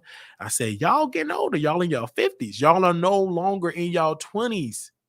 When you're 28, 27, you can do all that. But you older now. And then y'all drinking cheap liquor. Y'all ain't drinking no bottles. Y'all drinking what liquor? Oh, I forgot the malt liquor, Miller Lite, Miller Highlights. Y'all drinking Miller High. Y'all drinking that cheap stuff. It ain't doing nothing but affecting your health. And I said, you gotta stop. And she said, well, you know your mom, she's drinking, she under a lot of stress. I said, but she been drinking before she was under all this stress. She have always been doing this. Even with my grandmother, before my grandmother even had her stroke, my mother was doing this. So I'm not gonna just blame that on my grandmother health demise, health failing, because my mother have been doing this way before my grandmother had a stroke. So that can work with somebody else, but I know my mama. She been doing it all since I've known her. Since I've been born, she have been doing this. The only difference is she got gray hair, she gotten older. That's the only difference. But the problem is still there. And until she wake up and attack that issue head on, going to therapy, get some psychiatric treatment, go to AA, she's gonna die from it. And I know people don't like me saying it, but that's the end result. What do you think gonna happen? It was a deacon in our church, and I saw his wife. His wife came and visited my grandmother. Oh, she's just a sweet. You would never know what this lady went through, the hell she went through, because she don't show. I never seen her go off. But she's so sweet. She came and said, hey, God bless you, Brother Marquez. I'm like, God bless you, mother. I never had an issue with this mother because my sister said, out of all the people that you dragged in true church, you never dragged her because she always treated me with respect. She was always nice. Like, when I look at her, I see a saint of God. I see a saint. Like, not because how she shout and all, because she not one of them type of people that be rolling all on the floor. No, it's her life outside the church. When I go to, because she owned a store, like, she was a good example of true church. Growing up, she owned a store, she owned properties, she owned property in a store. So I've learned that entrepreneurship just watching this mother. But she lived her life. Her son was murdered. She had another son, spent over 25, 30 years in prison. Him since in the early 90s, he just got out because of President Trump or President Obama. It was some president they was able to get off, I think, get pardoned. And then her husband died. He because of alcoholism. And so when my uncle went to go visit him, I didn't go this time. He came back to the church and told us that, Deacon have died. And when you went into his room, he smelled nothing like liquor. He died from the bottle. And he was very addicted. A great guy. He just had an issue. He was dependent on the bottle. He was dependent on the bottle. And he died. And every day I look at my mother and I say, I don't want my mother to go out like this. But it's nothing I can do. But it's just pray for my mother. We can't force it. All I can do is pray for my mama. Because when I talk to my mother, when she's sober, she always say, I don't have no problem. I just like to have a little drink here and there. I'm not an alcoholic. She don't know. It ain't just no 1 or 2 drinks. It's cases are gone, and she don't know that she have this addiction. And she know, and her boyfriend or whatever you want to call him, he don't know he got an addiction. And that's he got back problems, kidney problems, blood problems. But he don't know. He keeps saying, I got all these problems. And I keep trying to tell him, you drinking all that liquor, you got to cut it out. He said, yeah, you right. I said, it's affecting your health. I said, you got to cut this stuff out. I said, both of y'all got to cut it out. But they ain't going to do it. She in the strong denial. So, and then once I talk with my grandmother, because I always got to start with mama. And one thing about my grandmother, if you ask my grandmother the right questions, she will answer. But you don't come to a confrontational. Like, yeah, grandma, whatever happened to so and so, your father and your husband, and she starts spilling the tea. And I said, I'm learning because I'm trying to get an understanding of my mother about why did she choose this bottle? Because the way how the picture is, she lived in a 2-family household, mother and father. She went to Catholic school. Her father was bringing in money. Her mother was working. So you would probably say my mom was probably middle class. She was raised in nice. When they first moved to Inglewood is not like it was when my grandmother moved back in the late 70s, early 80s. It's not what you think Inglewood is today. So they was really nice. My mother had her own room. Like I said, she was in Catholic school. They paid for her to go there. So everything was doing good, but something happened. And so that's why if you ask her mother questions, you would understand. I was like, some things went on. And I told my grandmother, I said, a lot of times we as your generation, y'all didn't do a good job communicating with y'all children. It was a lot of dysfunction, and it just was dysfunction. It was no communication. It was no let's sit down or let's go to counseling. That stuff didn't exist. And so now you're dealing with the end result. And now that because of people like my mother, when she grew up, she never was able to get help for her trauma. And whatever that trauma was, she never was able to get help. My sister confronted my grandmother about her own trauma because my sister, my niece said, "Oh, you need to, I'm not my grandma said, you need to get close with God." My sister told her, "I don't believe in your God." This was a couple of days ago in the kitchen. "I don't believe in your God." You know why I don't believe in your God? Because your God, this is my sister's words, allow Charmin to play with me in sexually. Your God protect rapists, right? Then she proceeded to say, and she said, Marquise, you never heard this before, but I'm gonna tell you this. Not only he did it, but my uncle, the one that's dead, the one that died, he played with me also. And I told grandma what he did to me. And she told me all because of the medication, because he didn't take his medicine. And then my grandmother, oh, I don't remember none of that, so I try not to remember the past. And mind you, I ain't saying nothing. See, that's why Marquise ain't saying it, because he know I'm telling the truth. I didn't say a word. And what can I say? Well, they could double team and trip team me? Nope. I ain't said a word. But my grandmother says a verbatim, she said, I don't go back. I don't remember what going on in the past. I try to ignore the past. And pretty much what my grandmother told her, get over it. I don't go back in the past. And my grandmother said, don't listen to her, Marquise. Don't listen to her. She mhm. Okay. So you hear, like my sister said it, and she have every right. My sister has been very consistent in her story about Charmin, and other members have been very consistent. This is why Charmin deleted his social media, because he didn't know that Marquise was going to become this big entity. I didn't even know I was this big until I posted it, and then she told me, she said, Marquise, you were one of the ones that got his wife notified of what he did. And then she heard rumors about what he did to people in Virginia. You know what? And she questioned him about it. Instead of him addressing it, he went and cheated on her with another woman, got her pregnant, and then divorced her, and then hurried up and remarried before the baby was born, so it don't look like he committed adultery. But he did that because she kept hearing rumors from me, from my show. She kept Googling stuff, and I gained all this traction, right? And she questioned because she said, he said some things, but I'm hearing rumors about you here that you did some stuff to some people here in Virginia. So she questioned him about that.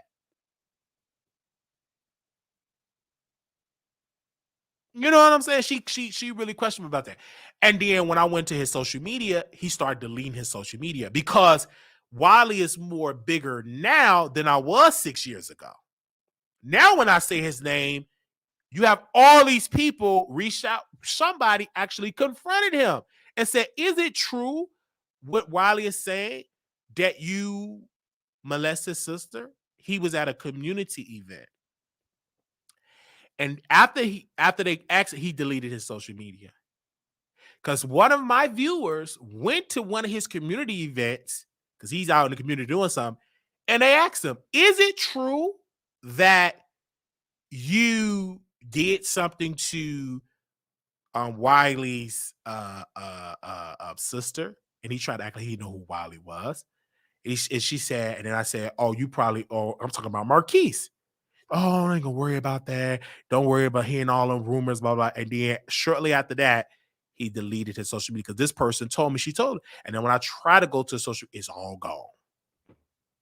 I didn't know. I didn't tell that person to go and say that. I didn't even know that person exists. But when you talking on the internet, you ain't just talking to yourself. It's 435 people that's currently watching, not even gonna give you to the hundreds of thousands of people that's gonna see it later on. But all he had to do was go to jail, go to prison, apologize for what he did, and go to prison. And resign from being a police officer. I don't think you need to serve and protect when you up here snatch. You think I want somebody that took advantage of my sister when she was a little girl and he's a police officer? Can you imagine the type of abuse of power he's going to be doing? Understand what I'm saying? It's wrong. It is so wrong. And I didn't, and then my sister, I took her word and also her friend word. People didn't just make it up. And then my sister told my grandmother, and then when I heard her say what she said, well, you probably, what did you do, gal? Okay. And that's what I knew then. My grandmother, even though she claimed she's a little nice, I love her, but she got a lot of effed up ways. And that's because of how she was raised. And then I told my grandma, I said, you dated a lot of effed up men. I didn't say the word. I said, you loved a lot of bad men. And she laughed. Well, you're right about that. Because all the men, she said, either they was drunks, they were abusive, and then one guy that she liked. And I asked her, I said, Grandma, why did you didn't marry him? That was before she met my mother's father, because all her kids got different fathers. She said the reason why I didn't date him because he wanted to move to Texas. And I said, I'm not moving to Texas. I got family in Chicago. I don't want to move to Texas. And that's why my uncle that's his father. Now, my uncle, I just saw him on DNA Ancestry, and I always wanted to know why. We don't talk like that. It's division in the family, but it's always been division in the family. And so they all came to my mom's house because we went to Mother's Day celebration. And so they all came to my mom's house like about the next day. And they said, yeah, on DNA, they try to get stuff about their father information, about their grandfather. Oh, yeah, yeah, we saw Marquise on there. Now, mind you, I got all this knowledge. Y'all don't talk to me because there's so much division. So I'm just listening. I'm just listening at all. And so after they leave, then my uncle, my grandmother's son, come. He wanted to get questions about his father. My grandmother started changing the story about something else. And then he got up and he left. And then so a couple of days later, I said, grandmother, I said, what happened with your son's father? She said he was a nice guy. I had all the information about him. I didn't tell my son. I said, well, why you didn't tell your son about his father? She said, Marquise, the reason I didn't tell him because your grandfather wouldn't allow it. He was very abusive. He was a very mean man. He's very mean. And if I bring another man up, I'm going to get attacked. And so I just shielded up and I didn't give it up. And then she shared something I never heard her share before, ever. She said, he used to call my house. I said, who used to call your house? My son's father. He would never say nothing. And then my husband got on the phone and called his name. I said, but how did he know him? Because I talked about him a lot. So he used to call my house. And then he stopped and he just went away. But he was a nice guy. I just never wanted to marry him because I didn't want to move to Texas. And so that's why on Ancestry, that's why his family stuff is on. A lot of stuff is coming up from Texas. And so he's trying, me and my uncle is like in the same, well, it's different for him because his father is dead, but he's still trying, but me and him in the same shoes because we're still trying to get to know our father's history, our siblings, that side. So me and him is in the same shoes. The reason why he's not as close with his mother, and my grandmother knows this because she said, I feel like they're paying me back for what happened in their childhood. And I'm like, you're right, there he is. All your children do that to you, especially your sons. So she was talking about this, about what really happened. And she said, and I said, do you regret not telling your son about it? She said, no, I don't regret doing it. I should have, but she said, I don't regret because during that time, I just didn't want to have two men going at war and I'm in the middle. So I don't regret it. And I said, you know, that hurt. She said, yeah, it hurt. It hurt. Oh, who is it? Hello. Hey, what are you doing? Hey, not much. Are you doing it, so? You're finishing up my last part of it. I've been on here for about 3 hours. You been what now? I've been on here for about 3 hours. Like I'm finishing it up. Because Tasha. No, I had put you on it. Yeah, but I hadn't started when I had called you. I'm done. I'm saying when you got off the phone, I was on here. I went live talking about TashaK and his bankruptcy. Hold on one second. Hold on. What'd you say? I'm sorry. No, I said I had went live. I think I got on the phone with you to talk about this TashaK bankruptcy. Oh, okay. Yeah. What's up? Nothing. Just let me know whenever you're done or whatever. I just finally got myself together and put on some clothes. Oh, so you want where we about to go there? You already got the place. Okay, I'm gonna call. I'm about to get done in about 10 minutes. I was just thinking about just going to Applebee's or whatever. Oh, okay. What time they close? They close now? They close at 1 or 2. I think it's Friday. Okay, let me know, and I'll be done in about 10 minutes. You want me to come to you or meet you up there? I don't have a way up there, so you might have to come to me. Okay, I'll make sure I'll come to you and then we can go. What I'll do is I'll see if my brother can. Well, the only way I would is my brother would have to call a lift. I'll come to this area. Here we go together. Yeah, I got you. All right. You said what now? I said when I get done, I can just call the lift. All right. Okay. So, so I'm just, I'm just saying all this stuff. And then that's when I knew. I said, this was the division have started. And I'm going to break down some more stuff later. But my grandmother is start with her father and all that. And I'm going to let y'all know some more stuff, but I'm going to just close on this regard.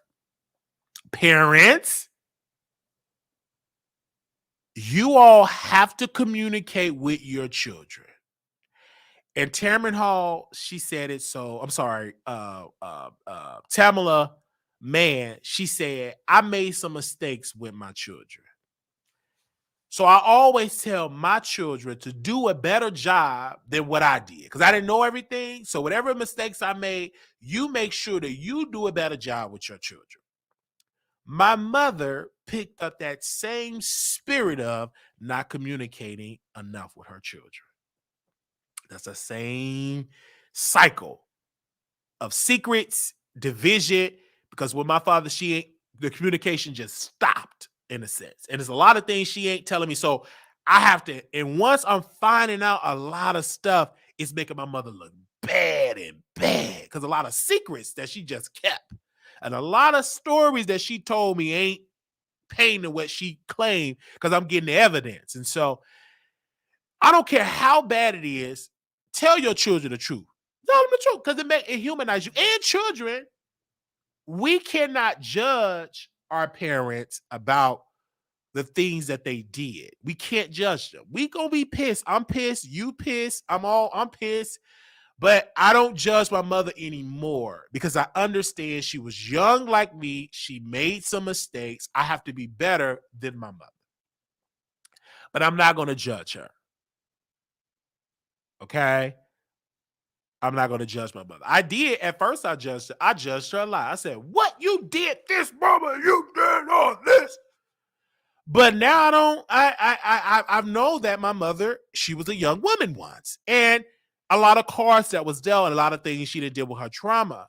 And so when it comes to my grandmother, I don't really judge her because of the trauma that she went through back in Georgia. And so, my mother had to she dealt with whatever the car, she did the best that she could do. Okay. I love my mother. I love my grandmother. I love my family. So that's why I got to be better than them when how they treated me. I got to treat my mother. I got to treat my family better. I do. I love my mama. I love my grandmother. I love my brothers and sisters. And I said, Wiley, now you understand that you got to be in your child life. The best decision you can make a good decision or bad. You got to know who you want to have children with, and you can go that way, or you can raise your nieces and nephews. And I don't know, maybe one day I'll have to raise some of my nieces and nephews. I never thought that, but that thought came up, and my grandma, she said, I will not be surprised that maybe one day, Marquise, that you probably will have to raise some of your nieces and nephews. It will not, my grandma said, I'll probably be dead and gone, but it will not surprise me. I'll probably be dead and gone that you will probably have to step in for your nieces and nephews to help them because they're going to need your help. I never thought that. I never thought that at all, but it will not surprise me if I have to help with some of my nieces and nephews and stuff because they definitely need the help and they love being around me because it's peace. You know what I'm saying? I'm not cussing them out, calling them dumb and drinking just weird. Just because you have to look at children different than when we were kids. These kids are very intelligent, very smart. You have to communicate to them, especially if they're about 10. You can't talk to a 12, 13-year-old dumb. No, you have to talk because they're boys and they're becoming teenagers. So you have to communicate, you have to talk. So when I talk to my nephews and nieces, especially those are getting older, I can't talk to them like they 6 years old. They ain't 6, you 12, you 13 years old. So things that they tell me, I give them advice. And one of my nieces and nephews, like he's almost 14, he would share some things to me, and he was like, man, you keep it real. I'm like, I'm going to keep it real to you. I'm not going to try to sugarcoat some things. And because he want to learn about girls and about school, about social media, and I tell them all the time. I said, don't let it bother you. And I always tell my niece and nephew that I always deal with the cyberbullying crap to cut it off. And it's difficult for them, you know what I'm saying? Understand and just to talk to them. And so when you talk to them and not judge them, then they will respect you other. But a lot of parents, they just try to, oh, don't do this. But you got to talk to your kids, not at them, but to them, and have that communication. And you still be the disciplinarian, but you still want to communicate with your family. And so that's what I do. I communicate with them. I love my nieces and nephews. I love my family. So when I go home, I'm at peace and I keep busy. I'm at peace. I love my family. So thank y'all. Black trauma is deep. Yes, we don't have emotional maturity to deal with children. Yes, I love them. You are so right about that. You are so right. I love my family. I don't like them at all the time. And it's vital that we have boundaries set with our families. We know which button to press because they install the buttons. Absolutely. And this is why I keep my distance. My mother tell me, she said, you keep busy. I said, I keep busy, but I said, mother, I'm not just busy just to be busy. I'm busy doing things to help us. Because if I win, I could be able to be a better help to you and to my family, and to my niece and nephew. So my niece said something in my clothes. This is why you have to be a good example because children see everything. So I was up and my niece said, where are you going, Uncle? I said, I'm going to the mayor, going to City Hall to go see what the mayor doing. He's doing at City Hall. She said, what's the mayor? So I explained to her what's the mayor. Well, what's City Hall? I explained to her what City Hall is. And she said, you know what, Uncle, when I get old, I would like to become mayor. I said, if you work hard with that mind frame and get intelligent, you can definitely do that. To do that, we don't never let nobody tell you you can't do these things. You could do that and some, right? So she was talking about that and she was having a great time. She really wanted to go with me to City Hall, but just showing that positive influence just to see something like that, that is great because they see the shift. They see that I'm coming in. They see that, I'm not coming in with gangsters and drugs, and I'm really out here doing things to make their lives better. And so it's really, really great. So my nieces saw that, and my niece was so that way, and they cry when I'm not there. They do, especially my other niece. They really, really cry when I'm not there. So they really love when I'm there. They love their uncle, and I love them. And one day they will be young ladies, and they will be their mothers, and then they will have children. One day. The same thing with my other nieces and nephews and all of them. They're going to get older. They're going to get older. I have a cousin. She's having her first baby. When I was coming up, she was a little girl, a little baby. Now she having baby. She was 18, 19 years old, having her first child. Have cousins that now they're fathers, but when I saw them, I would babysit them. They were babies. And they're fathers, So, shift have changed. Of course, we're not close because their mom don't get along with me. Um, and so we don't have that. And our family is in cliques. Like we got my mom, our crew, we with our clique, my Uncle Melvin, his kids, they with they clique. Kiosha and their kids clique. It's like it's clicky stuff, which is stupid. But it exists. It's such a good feeling when a kid asks a question and you're explaining to them and you can see them processing what you're experiencing happening all the time with my son. Yes, time flies. And so I love my nieces and nephews. They love their uncle, and I spend time with them. We do karaoke, we do schoolwork, we try to do math. I try to tell my niece every time I say, spell this word out. What does it mean of that word? It makes me a better person. So when I go back there, we taking her to the library because I like to read. She liked to read, and she said she would like to go to the library and read books, and to get her active about different things because I know she in order to be educated, I just can't depend on the school. You also gotta depend on it as well. They say your presence is needed. Those little girls need to see when men are grow up. Some girls so broken now. They need to see that it's some positive male figures here. And my niece, she always said, "Where your friend at?" The one with the what did you? She have a disability? I don't know what is a disability. Like I said, look up the word. So she looked up the word because my friend, she does. She have a disability. So she saw her. She always asks about her and stuff like that. And so that's what made me and my Chicago babe really flourish. That she really really liked me because she saw how good I am with my niece and how active I am in their life. So that's like a good thing for a woman to see. Like, oh my gosh, he's really good with his these nephews. Like he's a really good guy. And really good. Like I go and rent a car and she missed that. Like she loved that. You know what I'm saying? You know, I'm from the old school. I make sure I pick her up, make sure I drop her off. You know, I love that. So, but you know, God is good, man. God is good. And I'm gonna be there for my niece and nephew because I love them all. That's how they keep me working. You know, I want to make sure I'm not gonna try to spoil them, like do too much. I try not to. They're my girls. They can whatever they need. I try to do it for them. Like my niece, she want a new iPad, so I gotta get her a new iPad. You know, I don't want to spoil them, but it's kind of hard. Like, it's kind of hard. It's kind of hard. Like my other niece, whatever she want, I spoiled her. Cause at first, my baby niece, like she did not let me hold her. Like she didn't know me because like my sister said she don't know you. So now, Uncle, where you go? Where you go? Where you going? Like when I go, I have to take them to the store. If I go to Cleaners, they want to go to Cleaners, which is good. You know what I'm saying? I got to go there. I bring food home. I got to bring extra food home because even though they ain't going to hardly eat it like that, if I'm sitting eating it, they want to eat. If I'm outside, they want to be outside. If I'm in the back, they want to be in the backyard. Like they just want to just